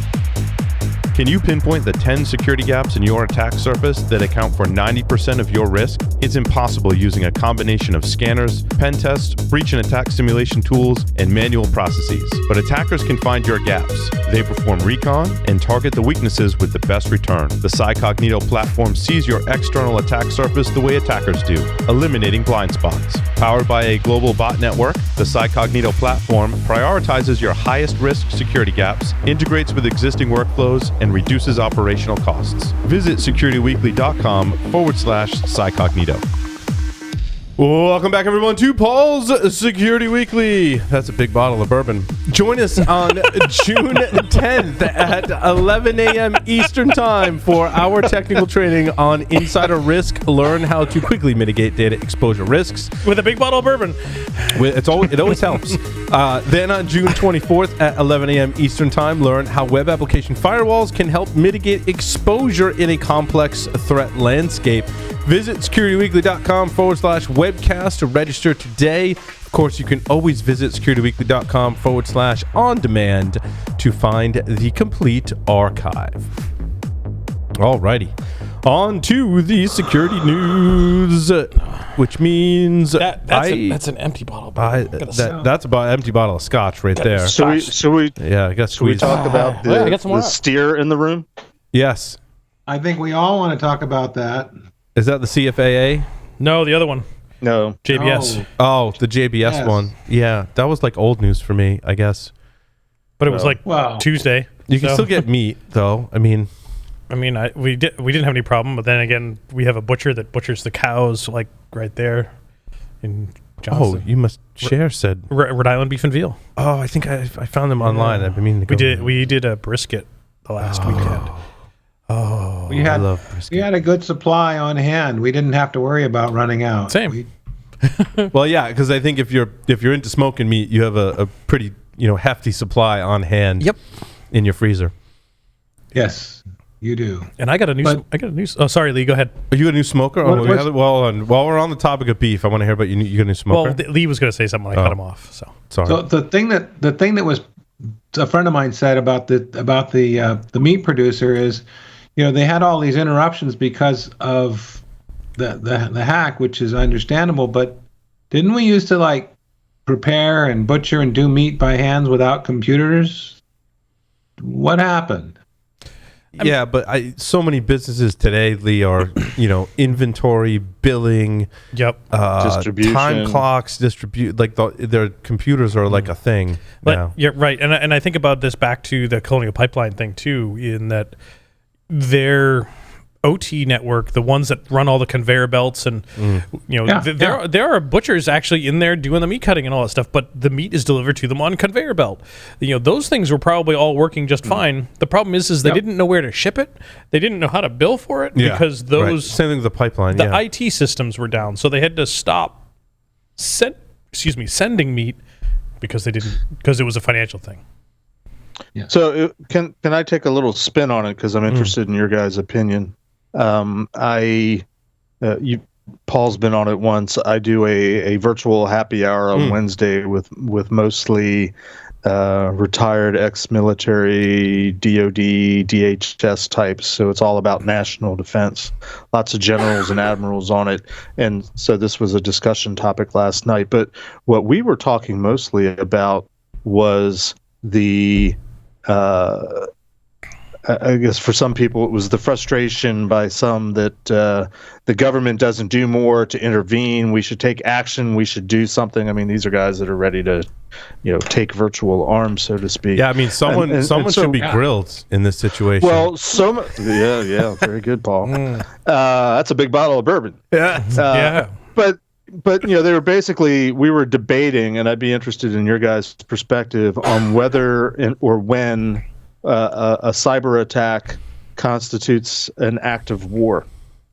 That's a great question. I mean, I think the initial steps that we need to think about is that Attribution is still hard. I mean, there's not always a smoking gun. Oh, see, I went really far for that one, but you really did. Well, I was trying to ask a serious question, Larry.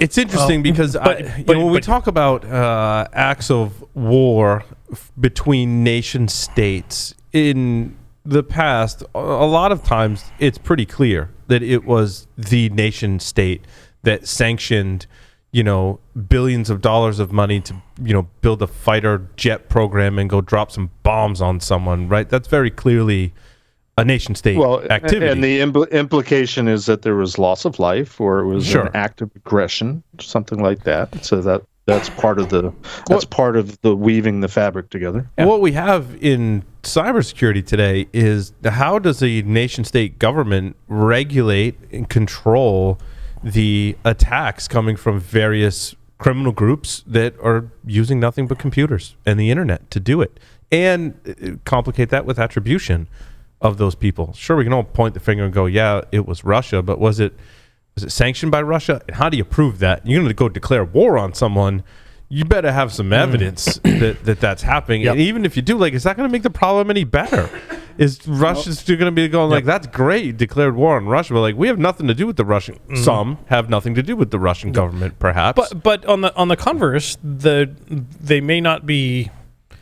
The actors may be acting independently of the Russian government, but maybe if they don't want to get their ass declared war on, maybe they should take a little bit harder stance on some of these organized crime groups that are doing these types of things in their country. Or even outside of their country. It doesn't matter where physically you are. I think all countries then would have to take a stance too. Yep, agreed. But how do you do that, right? Because you're talking about criminals at this point, and we all know that you don't deal with criminals. In fact, you don't deal with nation states with sanctions or policy. As much as the United Nations and NATO and all that is going to throw a fit saying that diplomacy is the answer, BS, I'll call BS all day. We've never dealt with the world in diplomacy. We've always built bigger guns and dealt with things through threats and the thought of retaliation. Yep. If acts of war happen in the cyberspace, the declarations now declare that we have to respond in accordance with whatever level that equals the level we were attacked with. Well, that becomes very difficult. One, you got attribution. Two, you have how do you respond to something that is very hard to measure? You're talking about ones and zeros and maybe something that has collateral damage or economic effects, but that's hard to measure in cyberspace. Mm-hmm. How do you respond accordingly to dictate? Yeah, you're getting more to what I was interested in picking up on, Tyler, which is defining when is the cyber attack an act of war. Yes, attribution is a part of it, and response is certainly a part of it. But is an attack against our petroleum industry an act of war? Is an attack against our beef industry an act of war? Is an attack against a water treatment plant an act of war? Transportation systems. What MTA said they got hacked in April. And it was a hack. And then Mass Transit Authority for the ferries and such got ransomware the beginning of this week. So how do you fire back? And if you do, what's proportionate, or is that even a thing? Or you just let them have it every time? But if you fire back, what are we firing back at?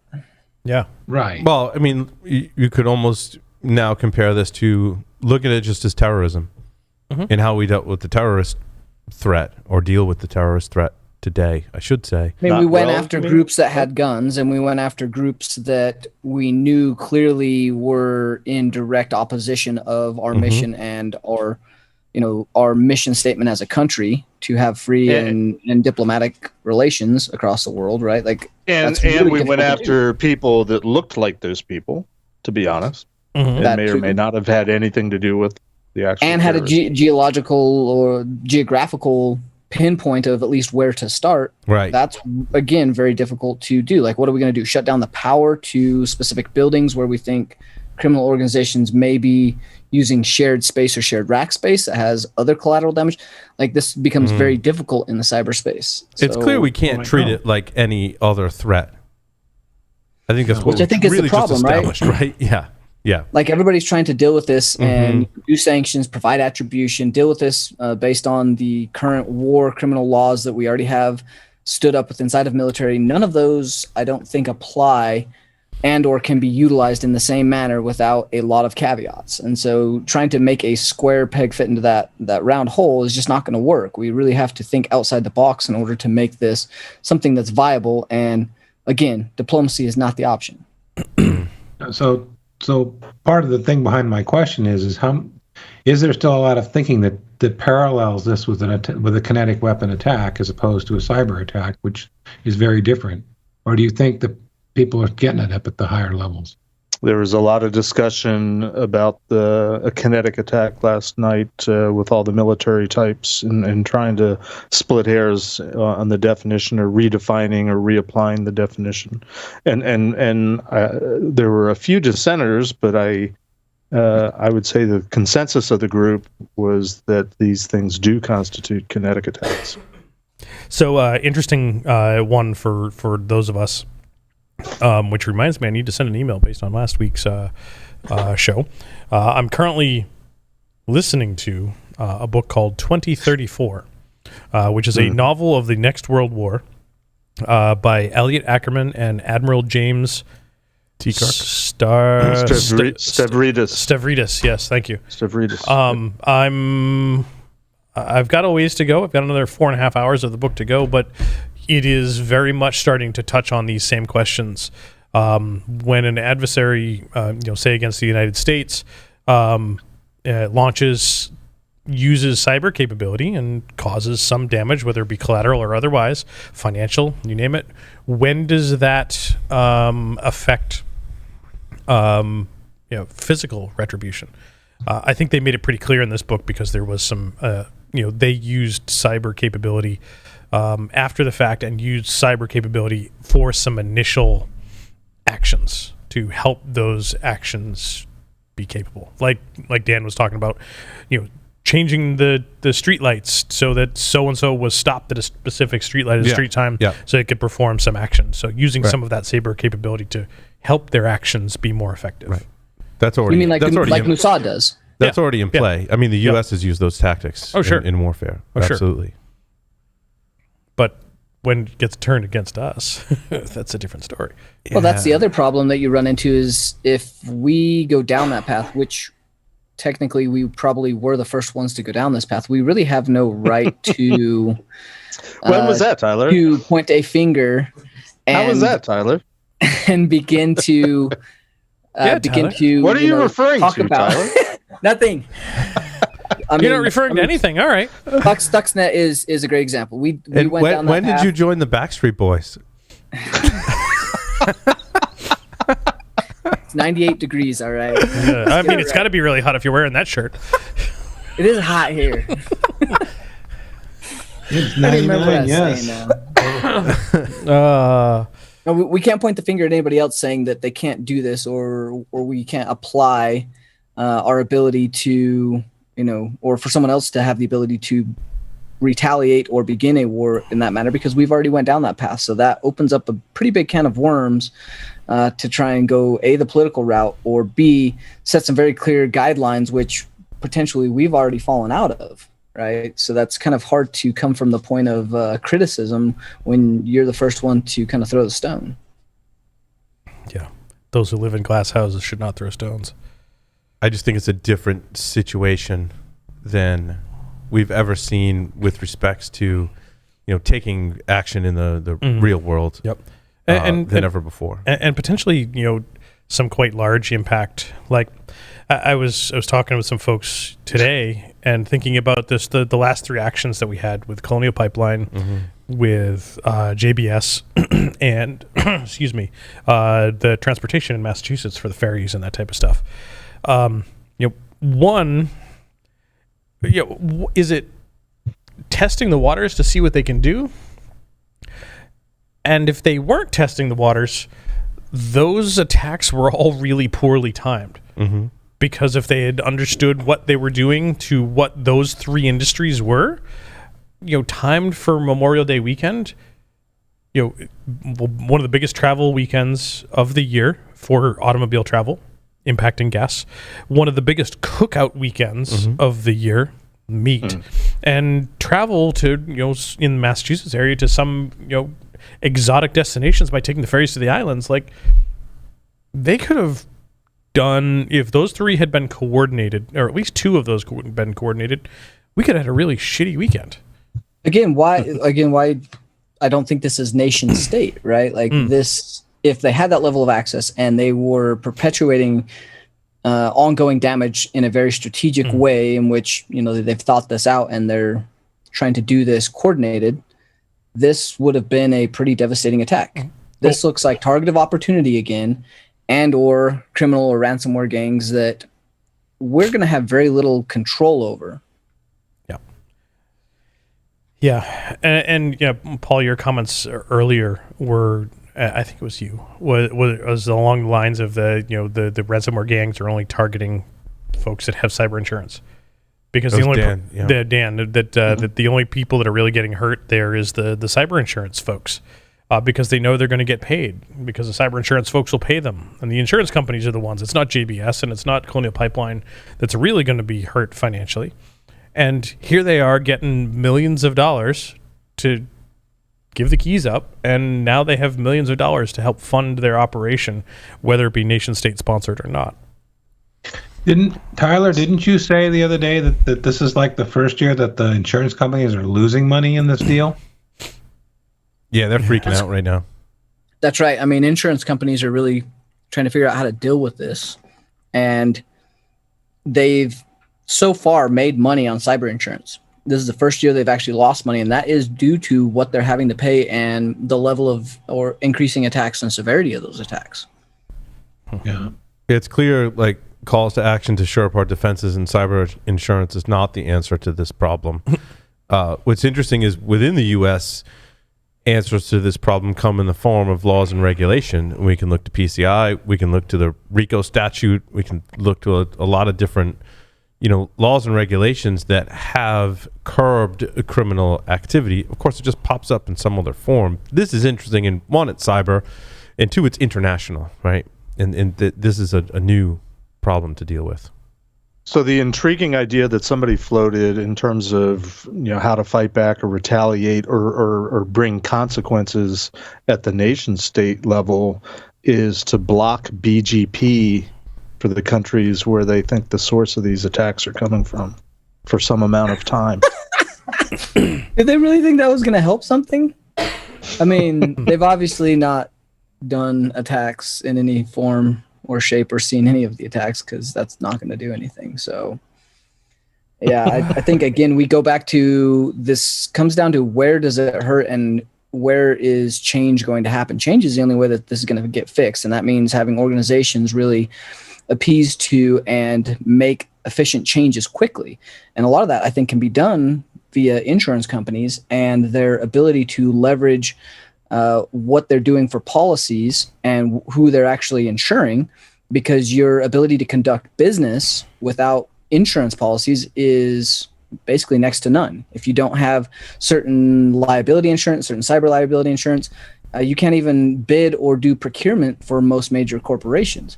So by doing that and forcing certain applicable changes that actually matter, I think the insurance companies are the best bet in order to start helping do this. And then stop funding a lot of these ransomware payouts. I mean, most cyber insurance say they won't pay out, and they don't pay out. However, the real problem is they don't pay out to the criminals. They end up paying out through a brokerage firm, which is another company that comes in to deal with the breach, and they pay a significant fee to have them brokerage the deal, and then they pay the criminals through a middle cutout man. Well, that's not helping anybody. The cyber criminals are still getting paid. So I think not paying and getting that solution fixed, where we have a good viable option and things start to get secured through forcing that via insurance, is probably one of the best solutions I've found. Yeah, I think not paying the criminals is certainly something to help the problem. Yeah, and you throw fuel on that fire. what was the some of the rumors we heard about Colonial Pipeline, that even after paying all that money, they found that actually restoring from backups was faster than the actual decryption tool that they were given. So that they paid $4 million or some ridiculous $4.4 million dollars worth, $4.4 million for, that was so slow that it was actually faster to restore from backups. Well, I mean, there's the companies that have threatened to just let the criminals release the data because you got the double extortion, and then use that for the substantial recreation of the data that they needed back anyway. So there's a bunch of different problems with the use cases once you start to think about this. And honestly, most of these incidents are a great time for companies to begin a good rebuild and start from scratch and do this properly. If you need to maintain the data and get some of it back, if you didn't do good cyber hygiene or backups, then do that and then restore that into something different, really making the timing work towards your advantage and showing your customers that you are improving by doing something useful from a breach, like retaining your personnel that have been through a breach. Listening companies, I hope you are. Those are good things to do during something like this. Are we ready to move on now? Yes. Yes, Okay. please. Let's move on. This is a very historic moment as the Supreme Court issued a 6-3 ruling. Which I think, was that today? Yes, today. It was today. That was today? Yeah. Shit. Yes, today. That improper use of a computer system by someone allowed to use it does not fall under the Computer Fraud and Abuse Act. It's the first time this ruling or this law has been challenged in this way. Decades-old hacking statute, of course. Do you guys know who the first person was charged with the Computer Fraud and Abuse Act? Tried and convicted. Wasn't me. Robert T. Kevin Mitnick. Yeah, Robert T. Morris. Morris. Yeah, Morris was the first one to be charged with that. At that time, Mitnick was like on the run for like the second or third time or something like that in history. Well, it was a few years apart too. FBI donuts. It's interesting. So the prosecution argued that Van Buren's use exceeded authorized access, putting him in violation of the CFAA. The defense argued that such an interpretation, quote, I quote, would attach criminal penalties to a breathtaking amount of commonplace computer activity. If the exceeds authorized access clause criminalizes every violation of computer use policy, then millions of otherwise law-abiding citizens are criminals. So clearly, I mean, there sounds like they're putting a stake in the ground to unauthorized and what that really really means, which is, I mean, historic, but interesting nonetheless. I don't think they're going to flesh it out very well, honestly, for a long time. And I think it's a good thing that they start to look at, but let's be real. This is legal. This is law. And there's always a caveat. There will always be a good argument one side to the other. I think that the laws are very, very overstepping right now. And you're right. Like, everybody would be in violation of some form. In fact, I know there'd be a ton of violations to a good portion of those laws for a lot of the stuff that we end up doing.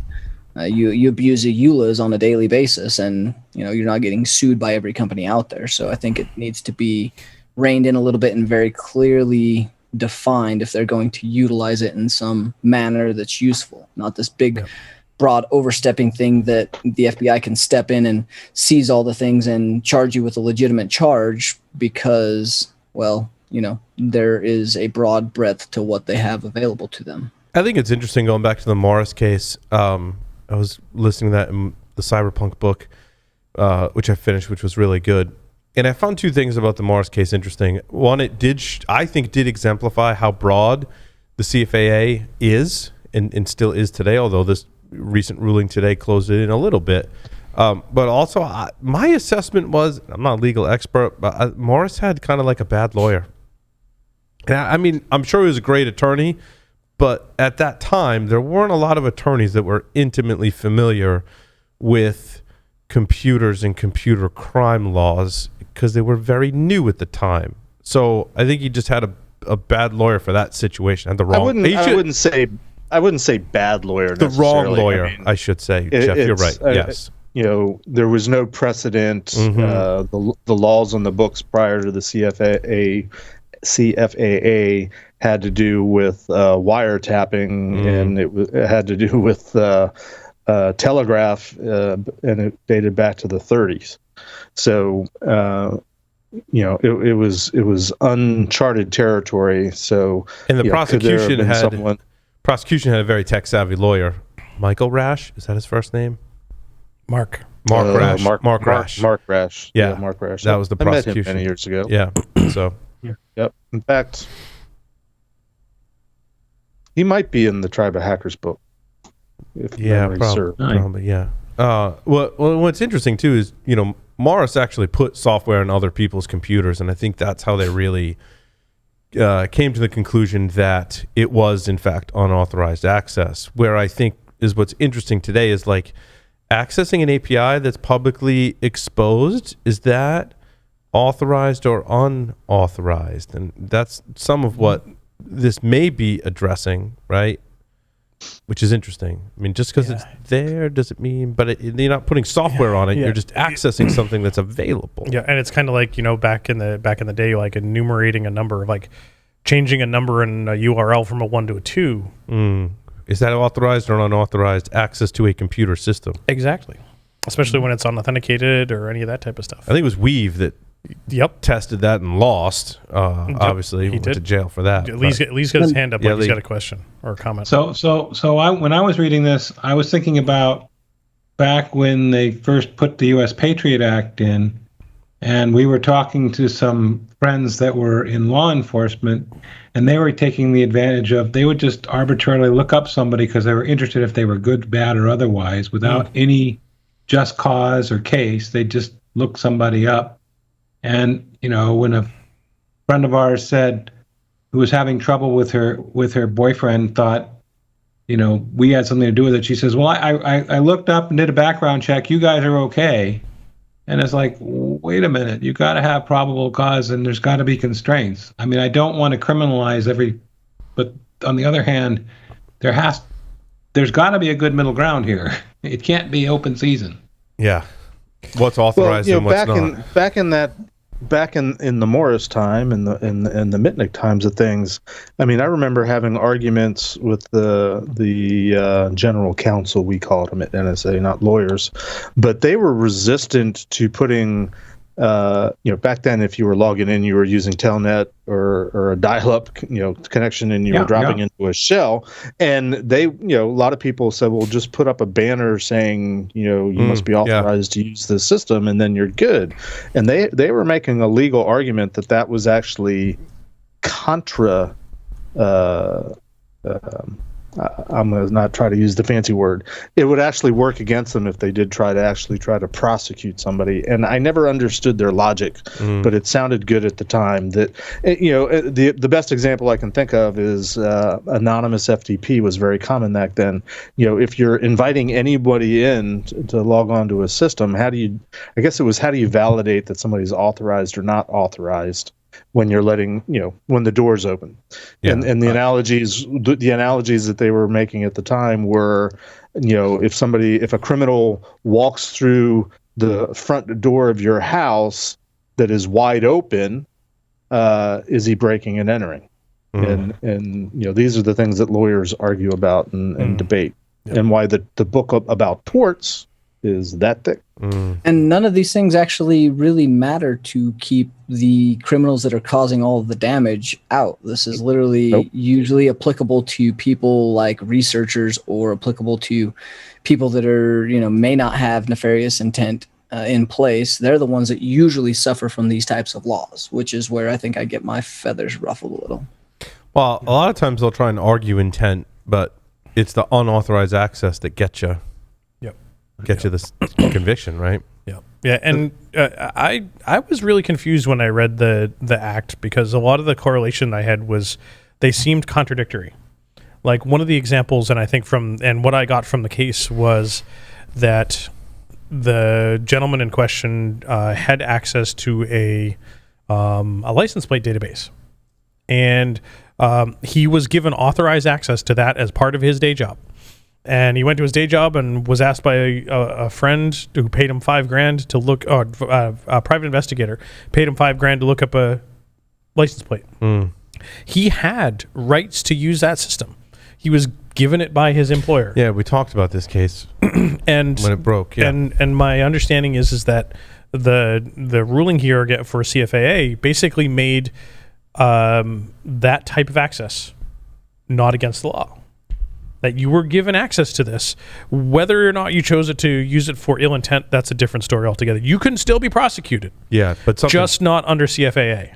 Yeah, like what's the law that covers you took money to do something, but you're authorized? It's not like you're taking money to commit a crime. Yeah, there's something else there, but the point was that he was being prosecuted under CFAA for accessing a system that he shouldn't have. No, but he should have, because we should really have an attorney on the show to yeah ask these questions to about this particular case. Yep. And on the converse, the other one that I was saying, like now with this ruling that like so many things that we do every day could be against the law, like sharing your Netflix password with someone. Right.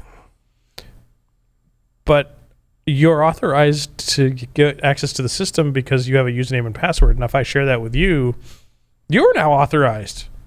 It wouldn't be the sharing of that would be covered under CFAA. It would be me accessing Netflix and using it that would be the unauthorized access. But simple possession of your password wouldn't constitute violation of the law. But accessing that. But why would it be? But why would it be against the law if I gave you my username and password and said, "Here, go ahead and use this"? I give you permission. Is it that I don't have the permission to grant it? Not your system.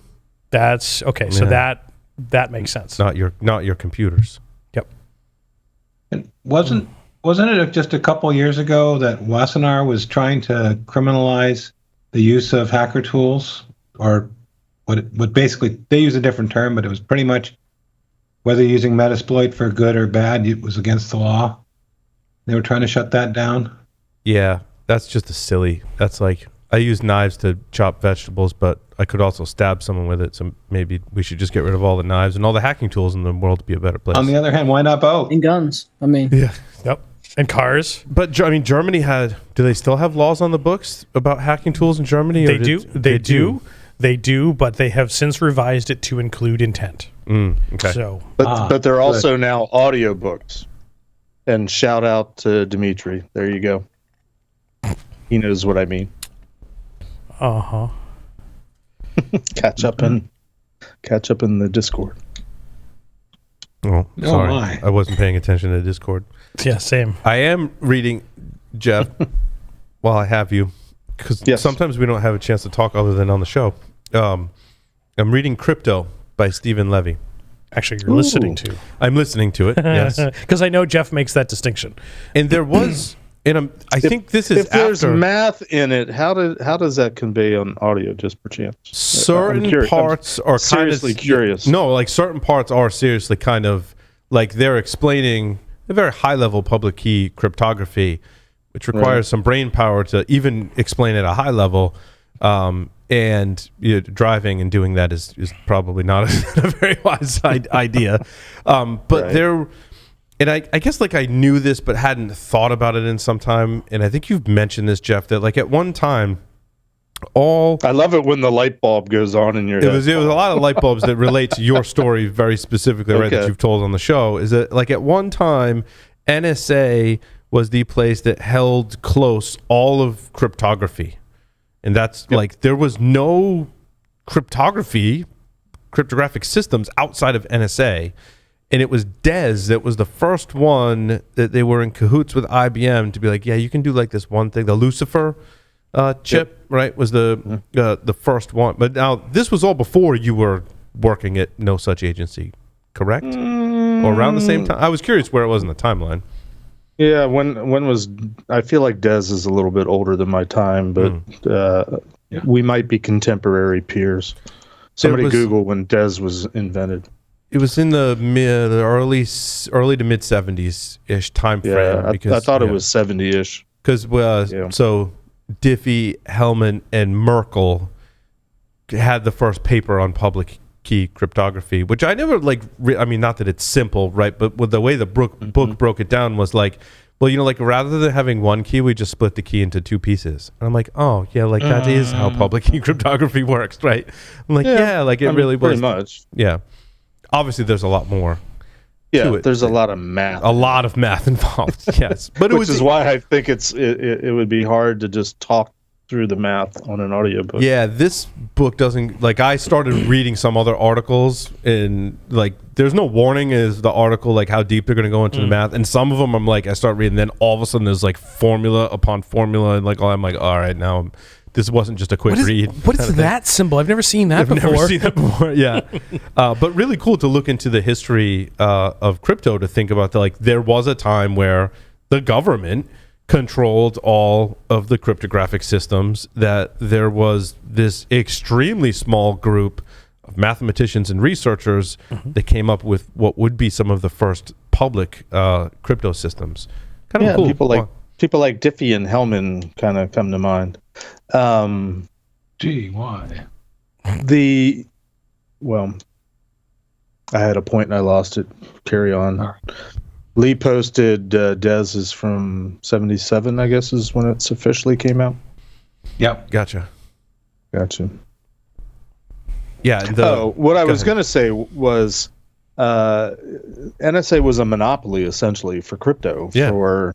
For U.S. intelligence agencies, the military, embassies, anybody doing business with the government, contracting and stuff like that. And I think, frankly, when I went to work for NSA had two parts. It had the operations side, which is what we all know and love NSA for, and there was also the defensive side. And when I started, it was called ComSec, and then later it was InfoSec, information security. Later it became information assurance. And it went through iterations over the years, but it is now defunct. It no longer exists. That branch of NSA has been morphed and absorbed into other things.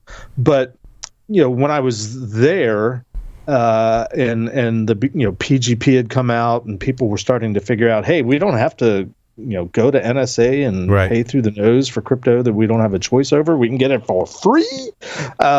Let's start looking over there. As a monopoly that never had to worry about competition, and in some way, NSA, at least on the InfoSec side of the house, was kind of like a business, but it kind of wasn't. But they certainly weren't, in my opinion, ready to compete in that type of world, and I think that really handcuffed it did NSA for many years. I got in trouble one time because when we got reorganized into this thing called the Systems and Network Attack Center, which is where the PIT was formed officially, there was some muckety-mucks representatives of all the divisions of this new organization that got together on a think tank working group and came up with a slogan for our new snack, System and Network Attack Center. And so they, somebody barged into the office one day and had all sorts of stickers and handouts. Here's our new motto, and here's what here's our slogan. Isn't this great? And isn't this cool? And of course, all of us immediately started ripping into it. I probably ripped into it a little bit more than others, and the guy got really pissed and stormed off. And I'm like, wait a minute, I've got the perfect slogan for NSA: yesterday's technology tomorrow. Boom. It's interesting. They were Mic drop. A lot of theories that the initial DES system with the 56-bit key was done on purpose by the NSA, so they could decrypt essentially with their capabilities by limiting the key space, and that's how we ended up with triple DES. And that's just which wasn't certified for export use. Not certified for export use. Yeah. Neither was PGP. Right. Yep. Don't get me started on triple DES. That's a whole different nightmare.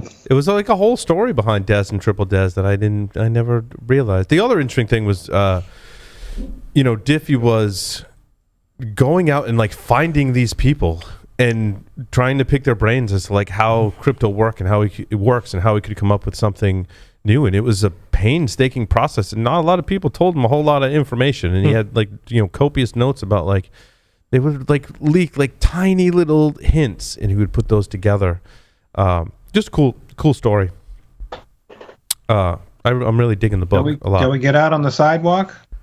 I look forward to more light bulb moments, Paul. Yes, yeah. It's kind of cool to go in the Wayback Machine through that journey. Yeah. Cool. What else we got? Sidewalk. Sidewalk. The sidewalk? Amazon sidewalk. Yeah. Oh, is this the thing where it's I had the It is. story, Yeah, right? it Where is. They're leaking, share your Wi-Fi with your neighbors. Yep. Yeah. Or anybody else that happens to be standing in front of your house on the sidewalk. Why would you Right. do this? We established this is a bad thing, that other people should not be on your network. Because then your Amazon devices are more likely to be connected, so it's better. Well, like I connect to their network? Like how does this work? Yeah, it's like it connects to whatever it can find, because the network in your house is crap, right? I don't know. Please, It just for the love seems of God, weird. everybody turn this on for me. Don't worry, it's on by default. You have to opt out.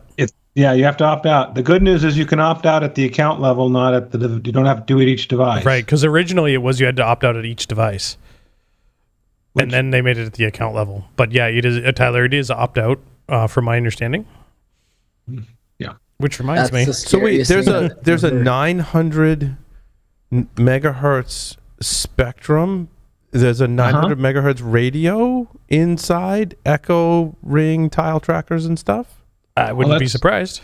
Isn't that one of the Bluetooth ranges? Nope, Yeah, that's what it said. that's Well- that's 2.4. Yeah, it says combination of Bluetooth and 900 megahertz spectrum. So That's 900. that, that's that backhaul for secondary channels. Yeah, so 900 megahertz would be something like LoRa or some other proprietary 900 megahertz protocol. You can do Zigbee over 900 megahertz. It's not as common. So does that mean like if I have That's a what I was ring, thinking. Yeah. if I have a ring and my Wi-Fi network is out for whatever reason, and you're my neighbor, Larry, it'll connect to your Ring device? Or?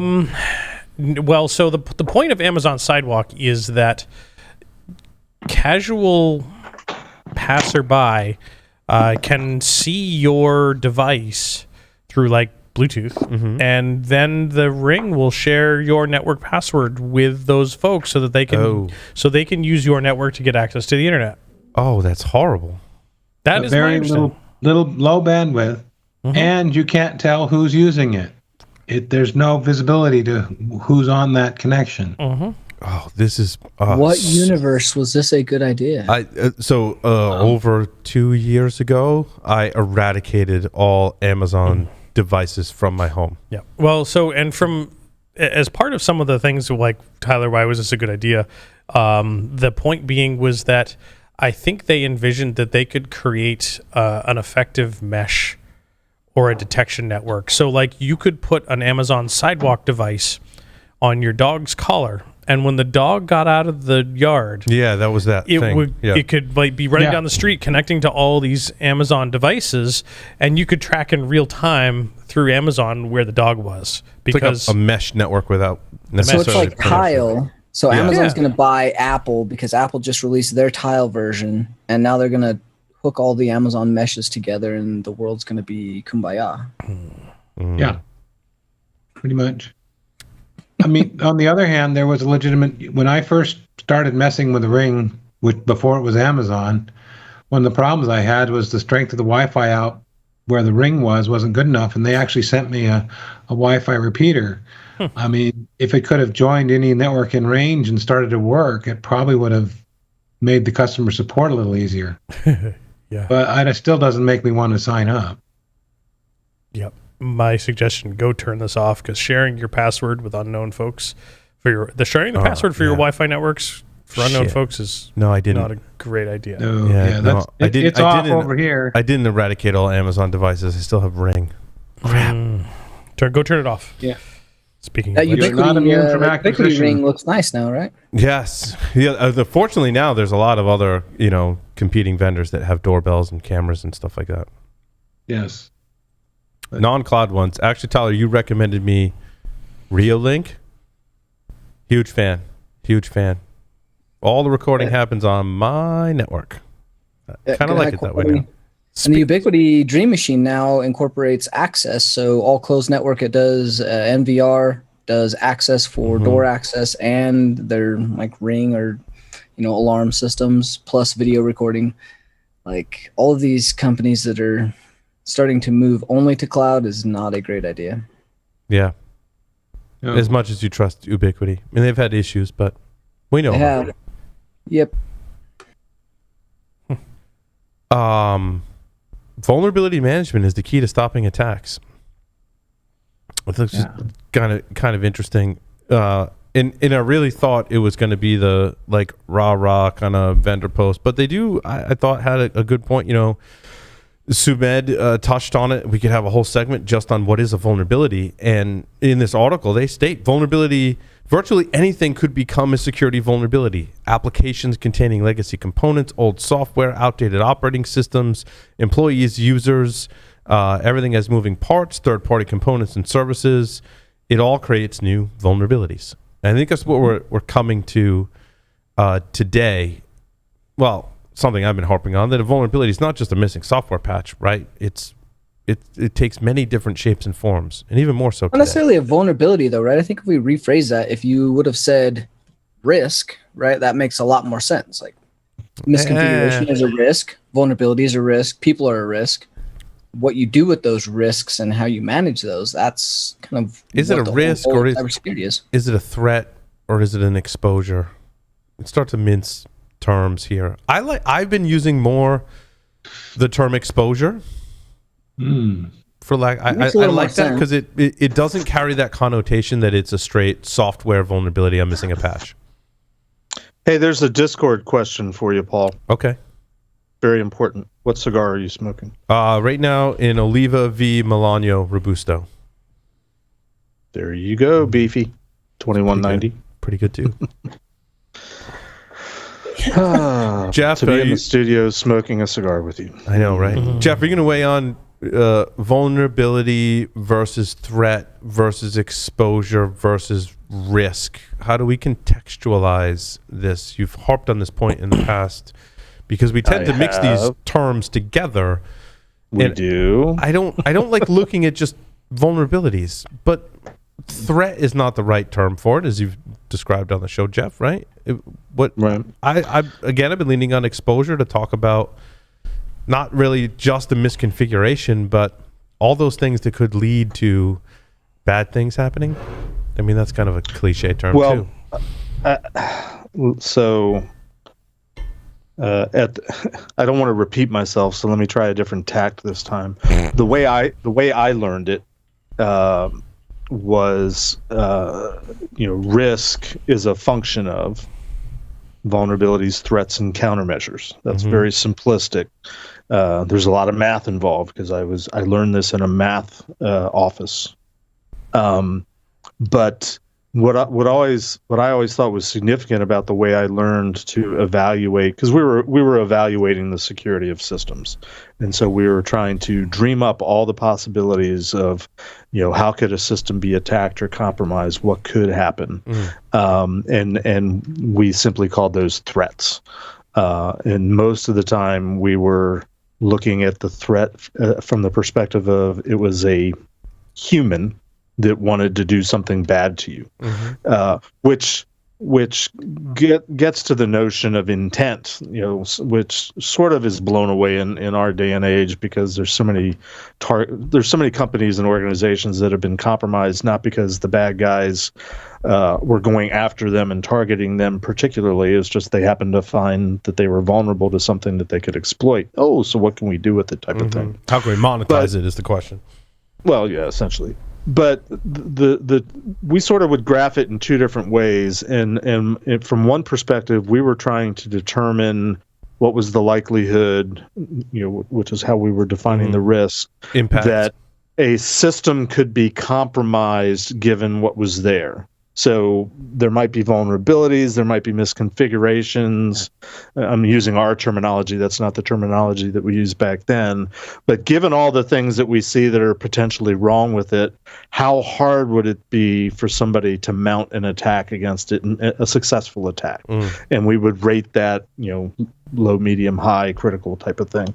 And part of that was based on frankly, we called it GNP at the time, gross national product, what we know these days as gross domestic product. But we would try to calculate how much is it worth for a nation state adversary to invest in attacking this particular system.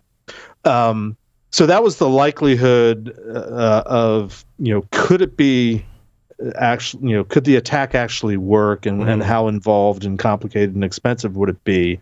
So that was one element of it. The other element of it was, what's the likelihood that somebody's actually going to try it? And I guess likelihood technically is multidimensional. That's more getting into the money, how much does it cost, and how much time and effort is what's the payoff at the end of the thing. So we would look at it strictly from all these attack scenarios that we've come up with.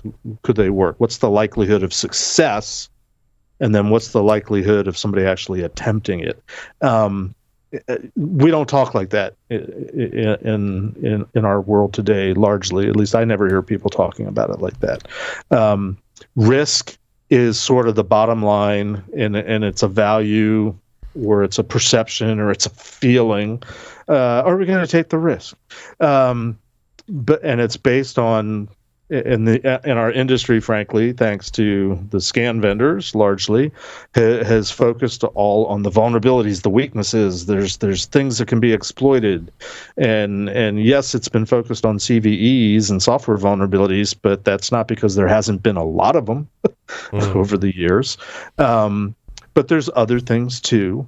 Vulnerabilities can be in processes, vulnerabilities can be in configurations, vulnerabilities can be in available services that aren't being used, available software applications that aren't being used that you know or don't know about, so on and so forth. The threat these days is usually what I would call the attack. But if you think of it, and we talk about the WHO as threat actor, but the threat is the bad thing that's happening. And again, what's the likelihood that somebody's going to try that? What's the motivation? We used to talk about motivation of threats. Does somebody have it out for you? Again, from a national security perspective, there was different factors, motivations, like, do they have a political grudge? Are they being blackmailed and somebody's forcing them to do it? Are they in it just for the money? Largely, the recent attacks on infrastructure notwithstanding, most of these organizations are just in it for the money. They're just trying to monetize things.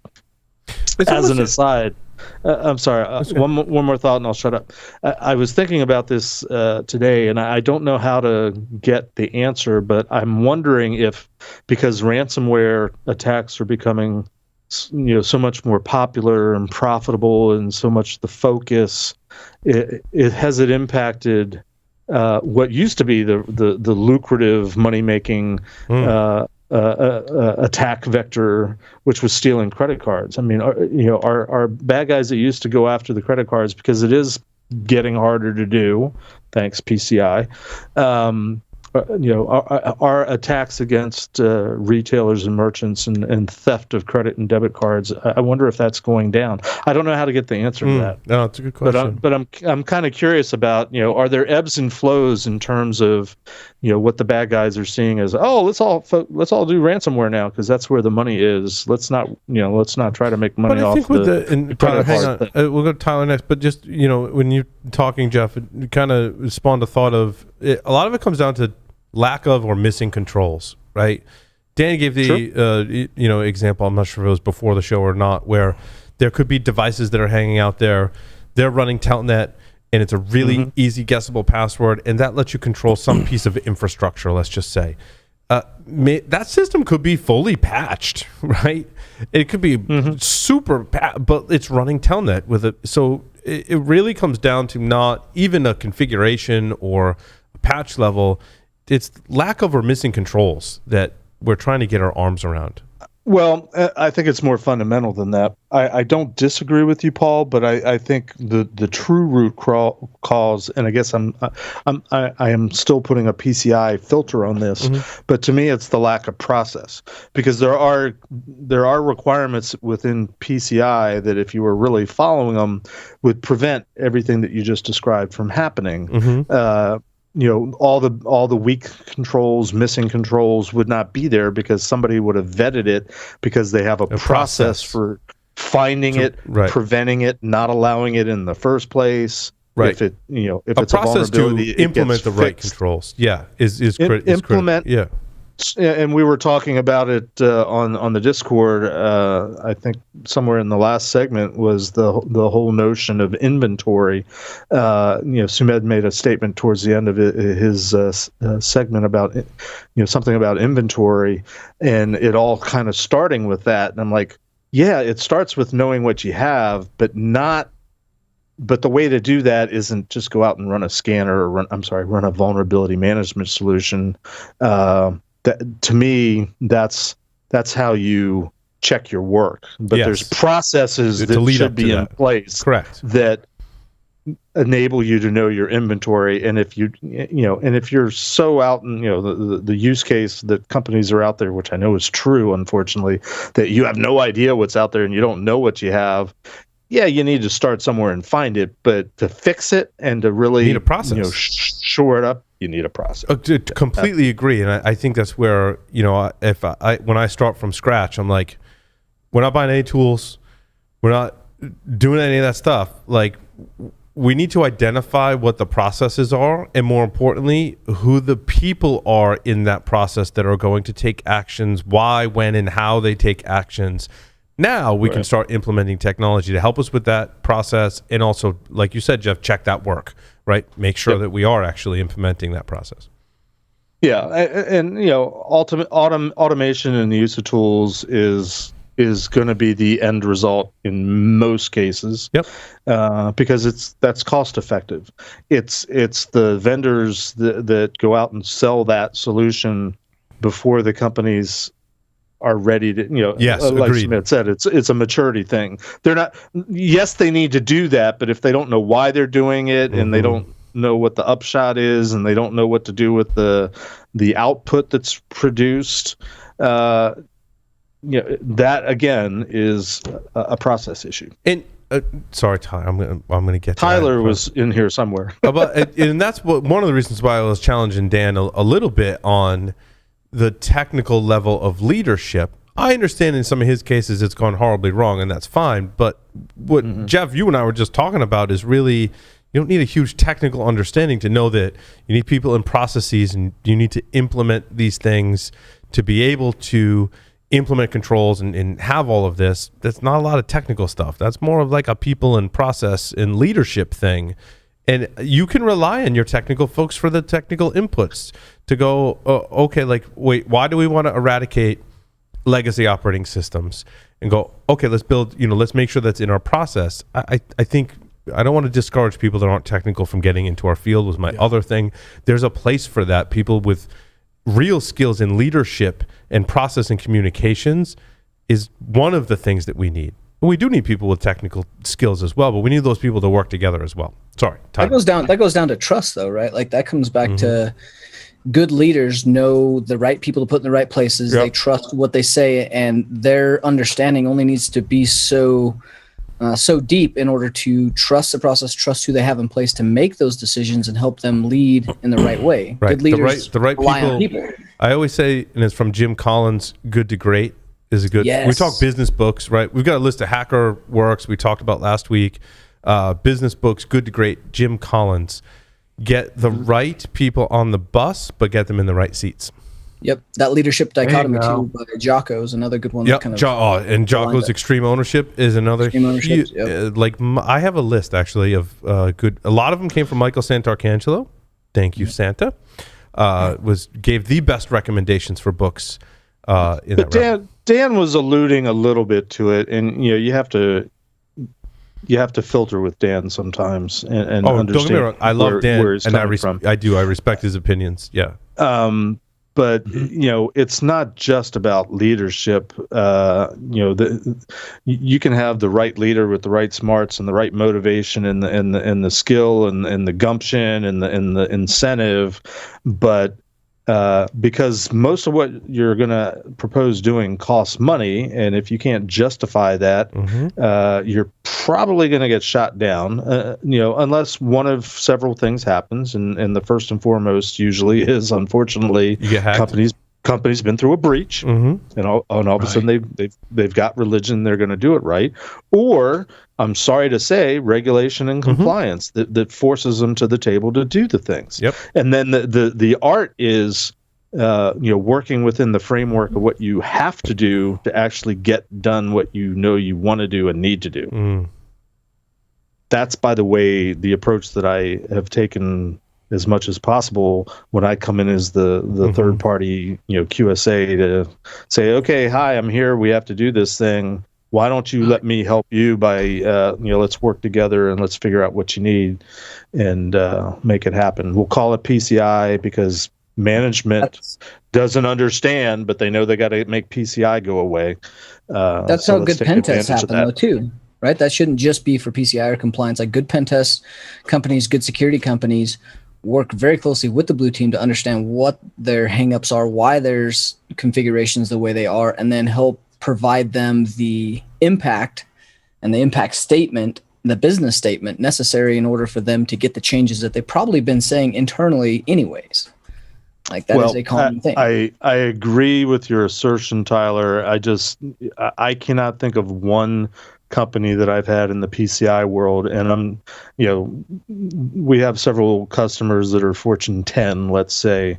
They probably have a blue team.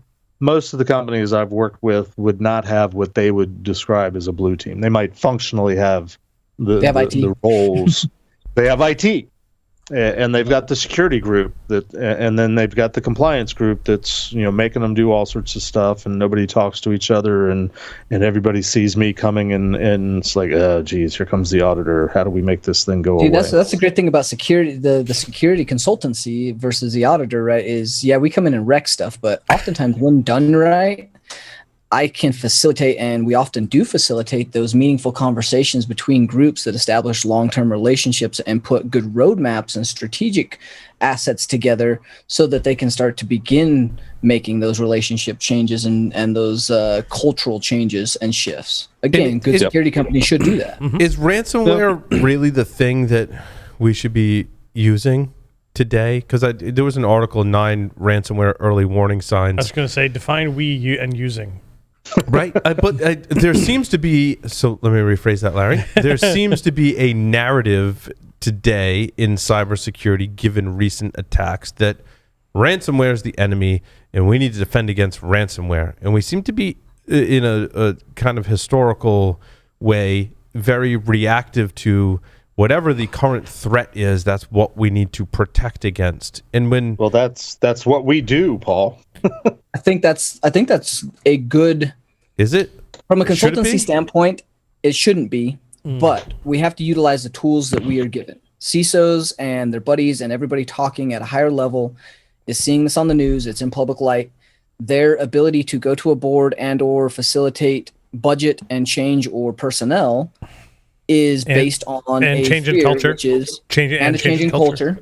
Yeah, everything I've said for the last 6 years on this show, scratch out PCI, write in ransomware. All of my statements stand. You're not wrong. You're not wrong. It's the buzzword that's going to get the attention and get the notice and get the investment. But as security people, we have to leverage that, right? That is what we are designed to do as a consultant. And so I think this is leverage it. Leverage it, yes, but do it in a constructive partnership advisory type of way. FUD is not the way. Not exploit it to make money like the vendors. And I think that the boards that are asking about the FUD, like, hey, we need to protect against credit card theft. What are we doing against ransomware? What are we doing against ransomware? Right. That's the better boards are asking, what are we doing in our cybersecurity program? Because cybersecurity can really, lack thereof, can disrupt the business. and we want to make sure that that doesn't happen. And I think it's a much more constructive conversation, even in just the nuances of the phrasing. Maybe articles that are 9 ransomware early warning signs aren't necessarily bad. The things in this article are really talking about defensive measures that we've talked about for that some we should time. have been doing for years. Yeah, phishing, suspicious logins, illegitimate network scans, signs of test attacks, presence of known hacker tools. And how do you mitigate and remediate most, if not all, of those things? Are the same security controls and processes that work for PCI processes and security controls. Yep. We're getting to the same endpoint. Yeah. It's how you get there, and how much Jedi mind trick. I can very much imagine that conversation with those folks on the board, and the board coming and saying, "What are we doing to defend against ransomware?" And the answer would be nothing, because for the last 6-10 years, we've asked you for money to do network segmentation, for two-factor authentication, to do phishing unawareness training, to do better email filtering, and you've denied it all. I think that I want to see. I want to see less. I want to see less hands-on security practitioners needed, because I want to see that security inside of the other IT teams. I want to grow the IT and infrastructure development teams and have them all be doing. Keep going, Paul. It shouldn't stop there. It should be everybody in the organization, understanding the context of what cybersecurity means in to their them, job, and what they mean to cybersecurity. Agreed. Lee. So the thing that I'm interrupting on is that the other piece that often gets denied or shoved under the rug, and not just by the bean counters, is to actively practice your recovery process. I don't mean to somebody goes out and buys some shit all over the cloud, you can virtualize it, and actually produce a system, run an application, starting only with the backups. I mean, that's freaking hard. Yep. So, to think about that, the many years I spent in healthcare, the last, I want to say 5 years of that job, I was also the manager for disaster recovery and business continuity for the IT group. I know, and it sounds so boring, and a lot of times it really is boring. But and I will tell you, that job sucked. And for me, the reason why that job sucked was, look, we hired some really smart folks. We have a plan. We can do the plan. Let's go test it. And they said, great, yes, test it. Come up with a test plan for us.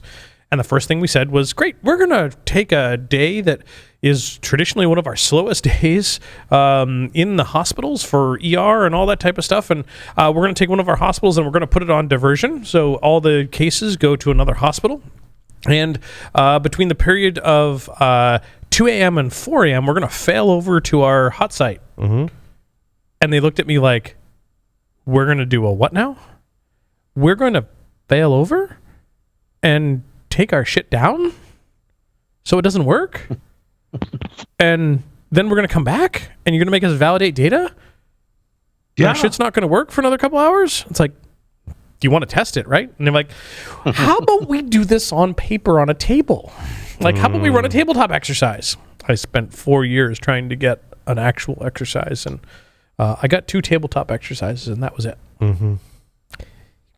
Yeah. So, you know what I'd like to see? Because this ties together on Security and Compliance Weekly. In the last couple of weeks, we've been talking about various security awareness training programs and things like that. And the trend, like we were just talking about with trends, has been on phishing rather than, back in the early days, it was how to create a good password.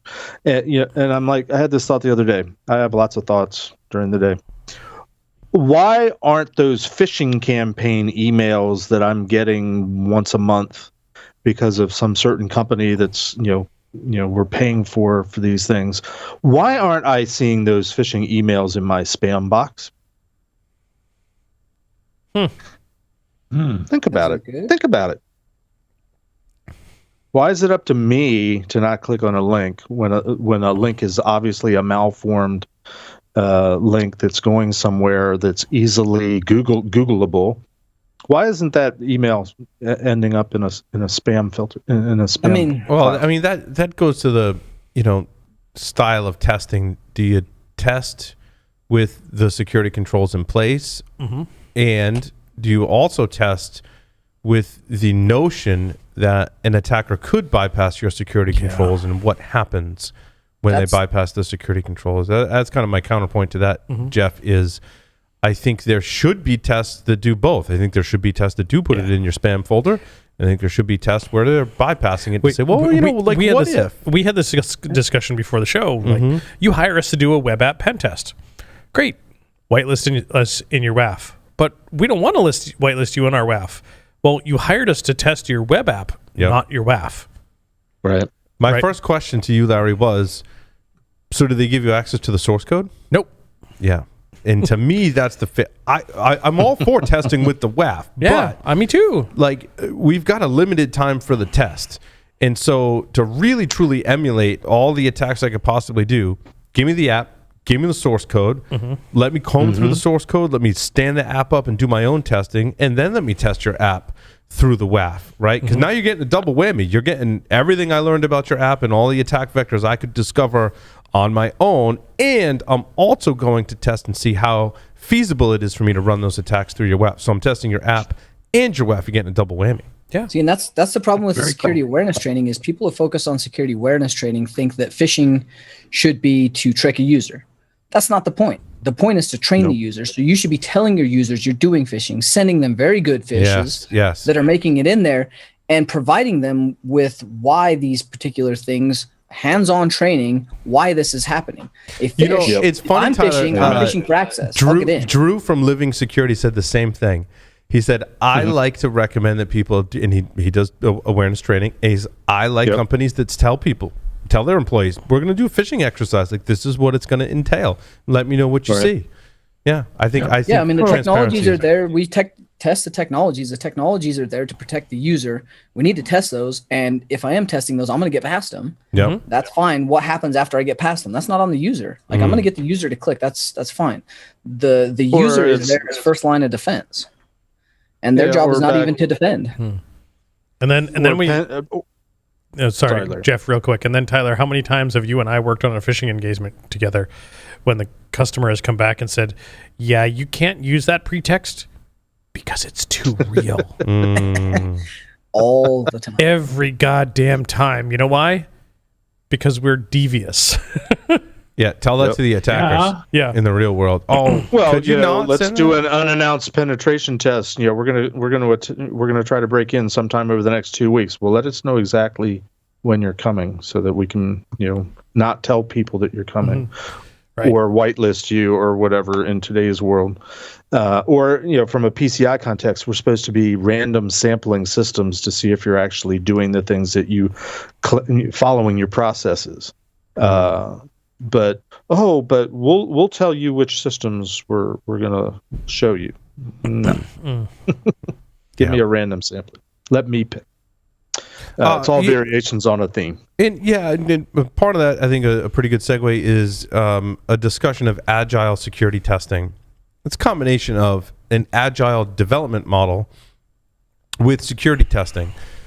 I have some questions about it. Me too. Is that like when you have to run an obstacle course while you're doing the testing? No, not that kind of agile. Oh, okay. Agile development, Larry, not agile. You said agile pen testing. You got to limber up before you do agile security testing, I know. I like jump roped yesterday. Yeah, you got to run some Nmap scans, fire up your Metasploit, limber up, limber up your tools.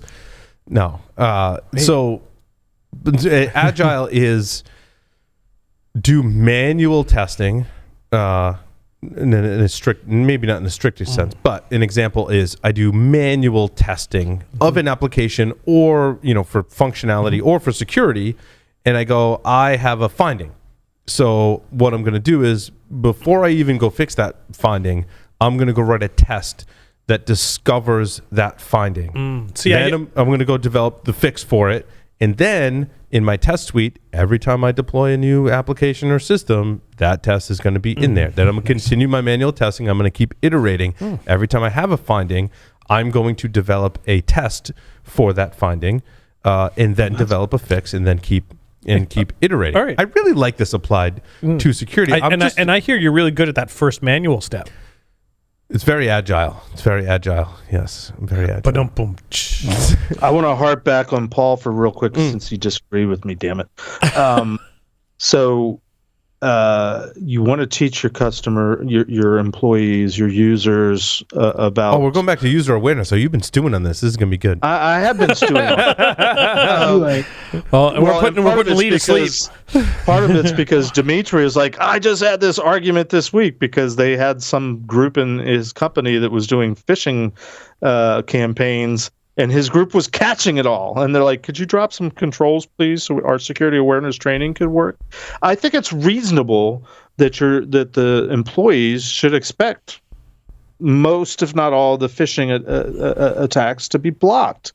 Now, so what's left? You teach your employees, don't open attachments if you don't trust the source. Don't click on links if you don't trust the source. Or maybe you just don't do it at all. What else do you teach them? And can you teach that and encourage that and condition them to not do that in ways other than carefully crafted emails that are exploiting not a clever link or URL, but the very premise of what you're teaching them is unless you trust the source. Because that's mostly what these things are exploiting. Oh, it looks like it's coming from the boss or from my manager or my friend. I don't think there's a tremendous amount of value in teaching your users not to open attachments or click on a link. I agree. The value in awareness testing is teaching your users to verify and then trust. Wherever it comes from, whatever shape, form, or fashion it presents itself in, the training should train you to verify that first and then trust. It is to verify that message. I agree with that, and I think that boils down to, in today's world, you hover over the source address and see if it's really, your company's domain. No, even more simple than that. Well, go ahead. When you get a request, phishing comes in the form, largely can be categorized as a request to do something, a request to click a link, a request to log into something, a request to download an attachment. Anytime someone using a digital means is requesting something of you, the users need to be trained to verify that first. Is this something So it's mostly expecting the link. Because some of the ones that I've seen are, it's from somebody in the company to another person in the company. Hey, did you see the photo that somebody took of so and so? Here's the link to it. So they're not asking you to open it. You're abusing someone's job function, right? HR's job function is to open resumes. You have to open resumes. That's part of your job. So I send you a bad resume. Accounting's job is to account, and there are invoices that must get submitted or viewed. What's their process for procurement? So there needs to be things in place that eliminate the risk from doing job functions for people. And when that fails, that's when you have problems. I wouldn't say eliminate, Tyler. I would say greatly reduce, but also couple that with a verification process as well, because like you said, there's going to be a function of someone's job. They're going to have to perform this function. If they're verifying first, they should have some indicators too, but verify that am I expecting that, and if I am not expecting that, there's a way to validate that. Maybe I am expecting that and I still validate it and go, yeah, you submitted this invoice. Sometimes it's designed too, hey, you're going to submit me an invoice, you submit it through the system, and I log into the system, and that's where I go get it. Now, you're not eliminating the risk 100% really ever, but you're greatly reducing that risk, and you've got other controls in place. But I think the best controls are training the users to do that verification step, because oftentimes the fraudulent communications come in the form of I need you to take this action right now, right away. Right. There's an urgency. I have a question, though, a technical question for you guys. In as much as you guys have told me that the real ransomware phishing emails aren't necessarily exploiting a vulnerability, but they're actually launching code, is there a difference between clicking on a link where I'm on my company laptop or workstation versus I'm on my mobile device looking at my email and I click on a link. Sorry, you can't see it. There is a different. It could be a difference, but if the link is attempting to collect credentials, doesn't really matter what device you're using to input those. It depends on if you credentials. sign into it, right? Like I have one that displays a mobile web page that will capture credentials in like a 2FA session token if you provided that. If it's a computer, then I am either trying to capture credentials and or launch code. The SOCAT or Apache redirect or whatever it is going to recognize your user agent string and like direct you in the way that the payload is going to be most effective. It's interesting. We have ways to validate messages cryptographically, but that when you look at the various kind of missing controls or exposures as we've defined, right? Those typically, we covered in the webcast today. It's like poor passwords and authentication is one bucket. Phishing is another bucket in terms of threats and misconfigurations. And I said the most scary thing for me is attackers that use all three to basically pull off a phishing attack, which means if an attacker comes in and compromises Tyler's account, they can cryptographically sign Tyler's messages to me. I'm like, oh, well, that's got to be Tyler because it's signed with his key. There's math involved that validates it's him, but there's still an attacker behind it. So it makes that whole thing really But you're touching on that 800-pound gorilla that makes us all shudder is the fact that everything we're talking about is not 100% guaranteed. Yeah. And there's organizations out there that say, why bother then? Lee, sorry, you had comments in there. Yeah. Did you have comments? Closing up? Question. Oh, no. He's talking to the boss. Oh.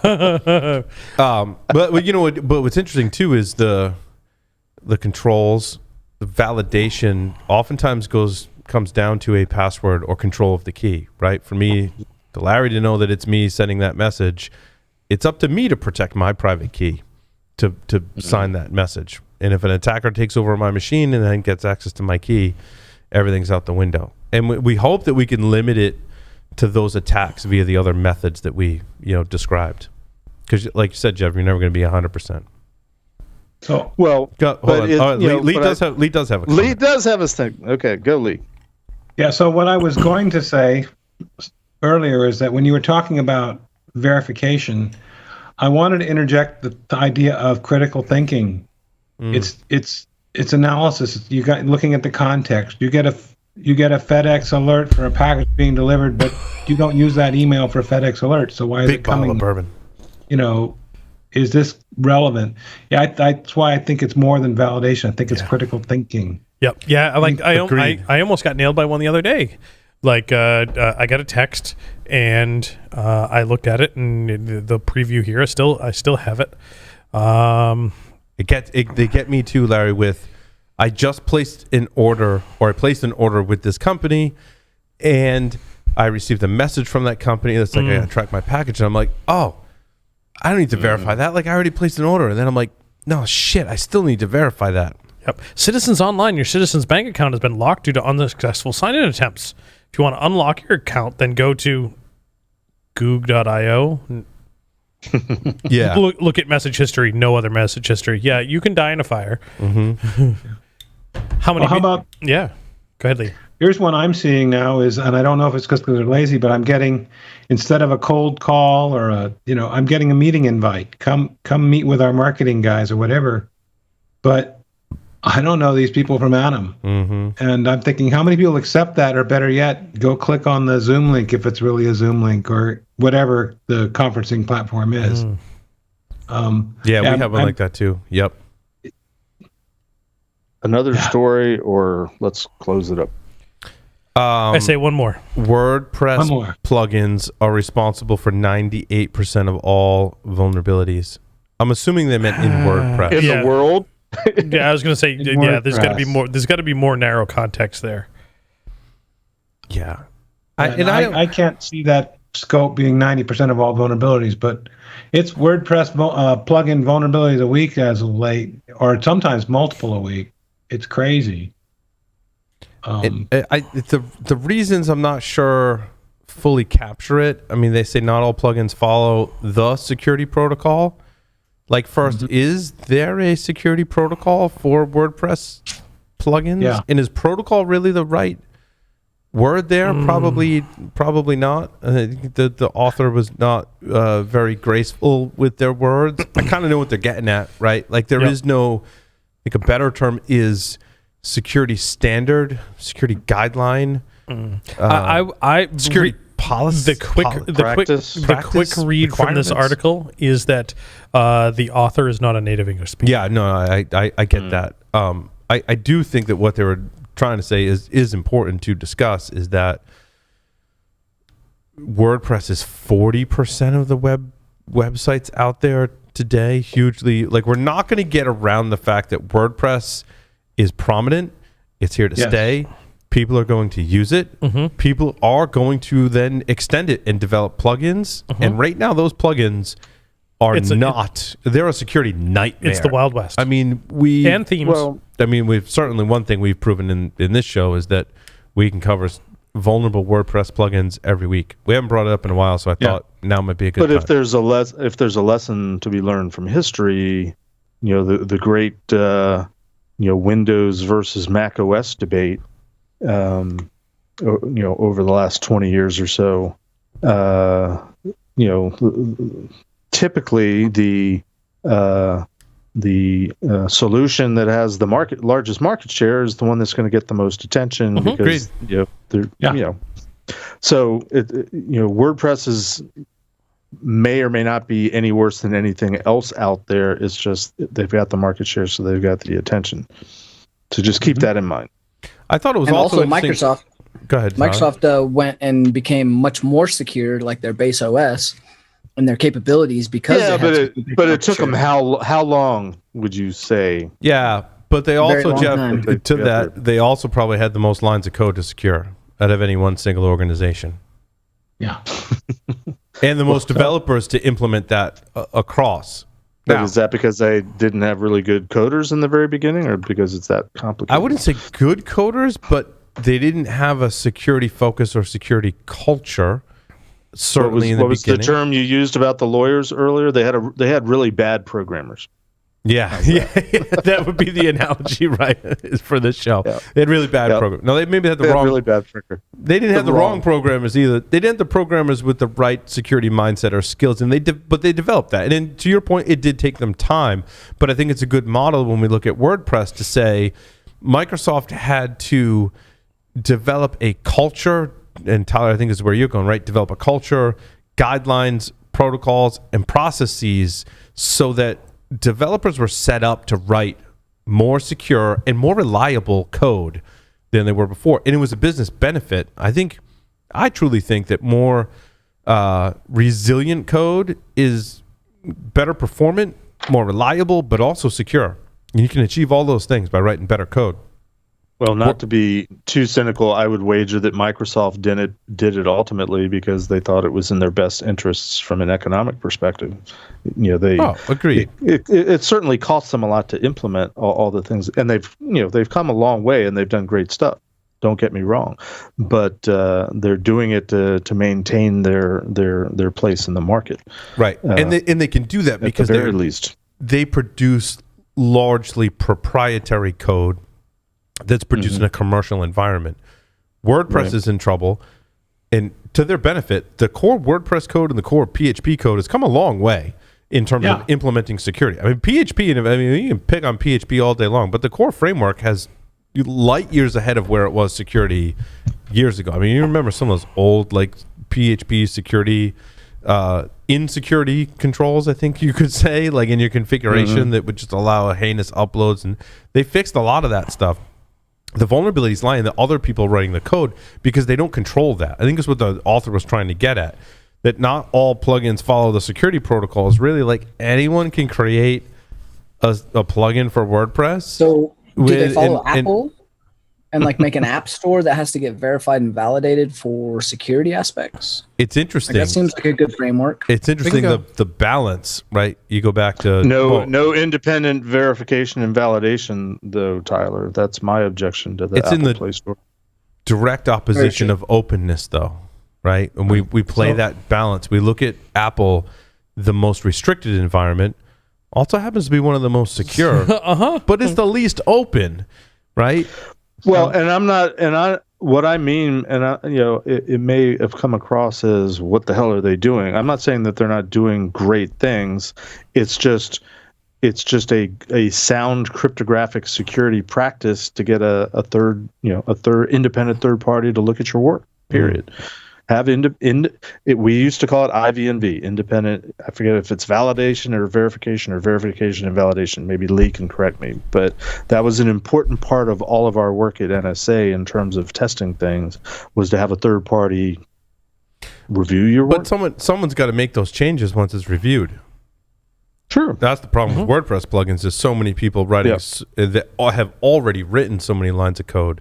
How do you compel them to make improvements? These improvements take time, and time is money. And how do you convince people that are maybe putting out a free or even commercial WordPress plugin to go, you should apply some security? I think commercially, actually, it's one of the tricks of WordPress that many of us know, right, is if you buy a WordPress plugin, typically it's a lot more secure than the open source and open free ones, right?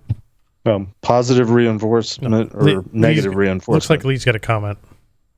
So I was going to say a couple things. The WordPress has added code libraries and things that'll do input validation for you, and if the plugins need to be written to use them. Yeah, that didn't used to exist before. But they got to rewrite. They've got automatic updates now for plugins and the base product that you just have to turn on. So that's new, and it's raised the bar. And then there are third-party firewalls, WAFs, call them whatever you want. And hosting providers too. We talked about WP Engine. They do a great job of securing the infrastructure. So much so that awesome for them. I have to write them and say, hey, I want to scan my WordPress. I'm like, can you whitelist my IP? Because I can't scan it because you've got controls in place that are doing that. They won't really disclose all the controls that are in place, rightfully so. But having a hosting provider, Lee, that does that, so much so that I am concerned for people that want to host their own WordPress, because the amount of work it takes to properly secure that infrastructure is massive. I don't know that I would want to take that on myself. I would want to outsource that. Right. I think I was having a conversation with a friend. I think they're mentioned in here. It's like Pantheon or something. They not only do WordPress hosting, but I think the plugin directories are like read-only in your production. They do a bunch of read-only stuff just as an added belt and suspenders, which is kind of neat. So you're right. Hire professionals. Get help. I also think that the fact we can see all the code, again, the author, I think you're right, Larry, English was not the first thing. We can see the codes of the plugins. We can see those codes. It's open source. And inherently more secure. No, I don't. I think that's what experts were saying 25 years ago. Just saying. I think for most people, having access to the source code doesn't necessarily mean you're going to be any quicker to find a vulnerability in it, unless you practice. I was being facetious, Paul. Right? You have to build skills to look at code and go, yeah, that's a vulnerability. That's a skill set, certainly. I think a lot of other people get there more quickly just by scanning and testing and just trying vulnerabilities and exploits. So, hey, just real quick before we head out. Today, while we were on the show, another ransomware attack for Cox Media Group. All the live streams for radio and TV stations owned by Cox Media Group, affecting more than 20 markets, were allegedly ransomware attacked. Ooh, good for us. They have nothing to do but watch Security Weekly. Curious how much that one's going to cost. Yep. Well, we'll talk in depth about it next week's show. Sure will. Sounds good. Thank you, everyone, for listening and watching this edition of Paul Security Weekly. Larry, take us out. Over and out. Ooh.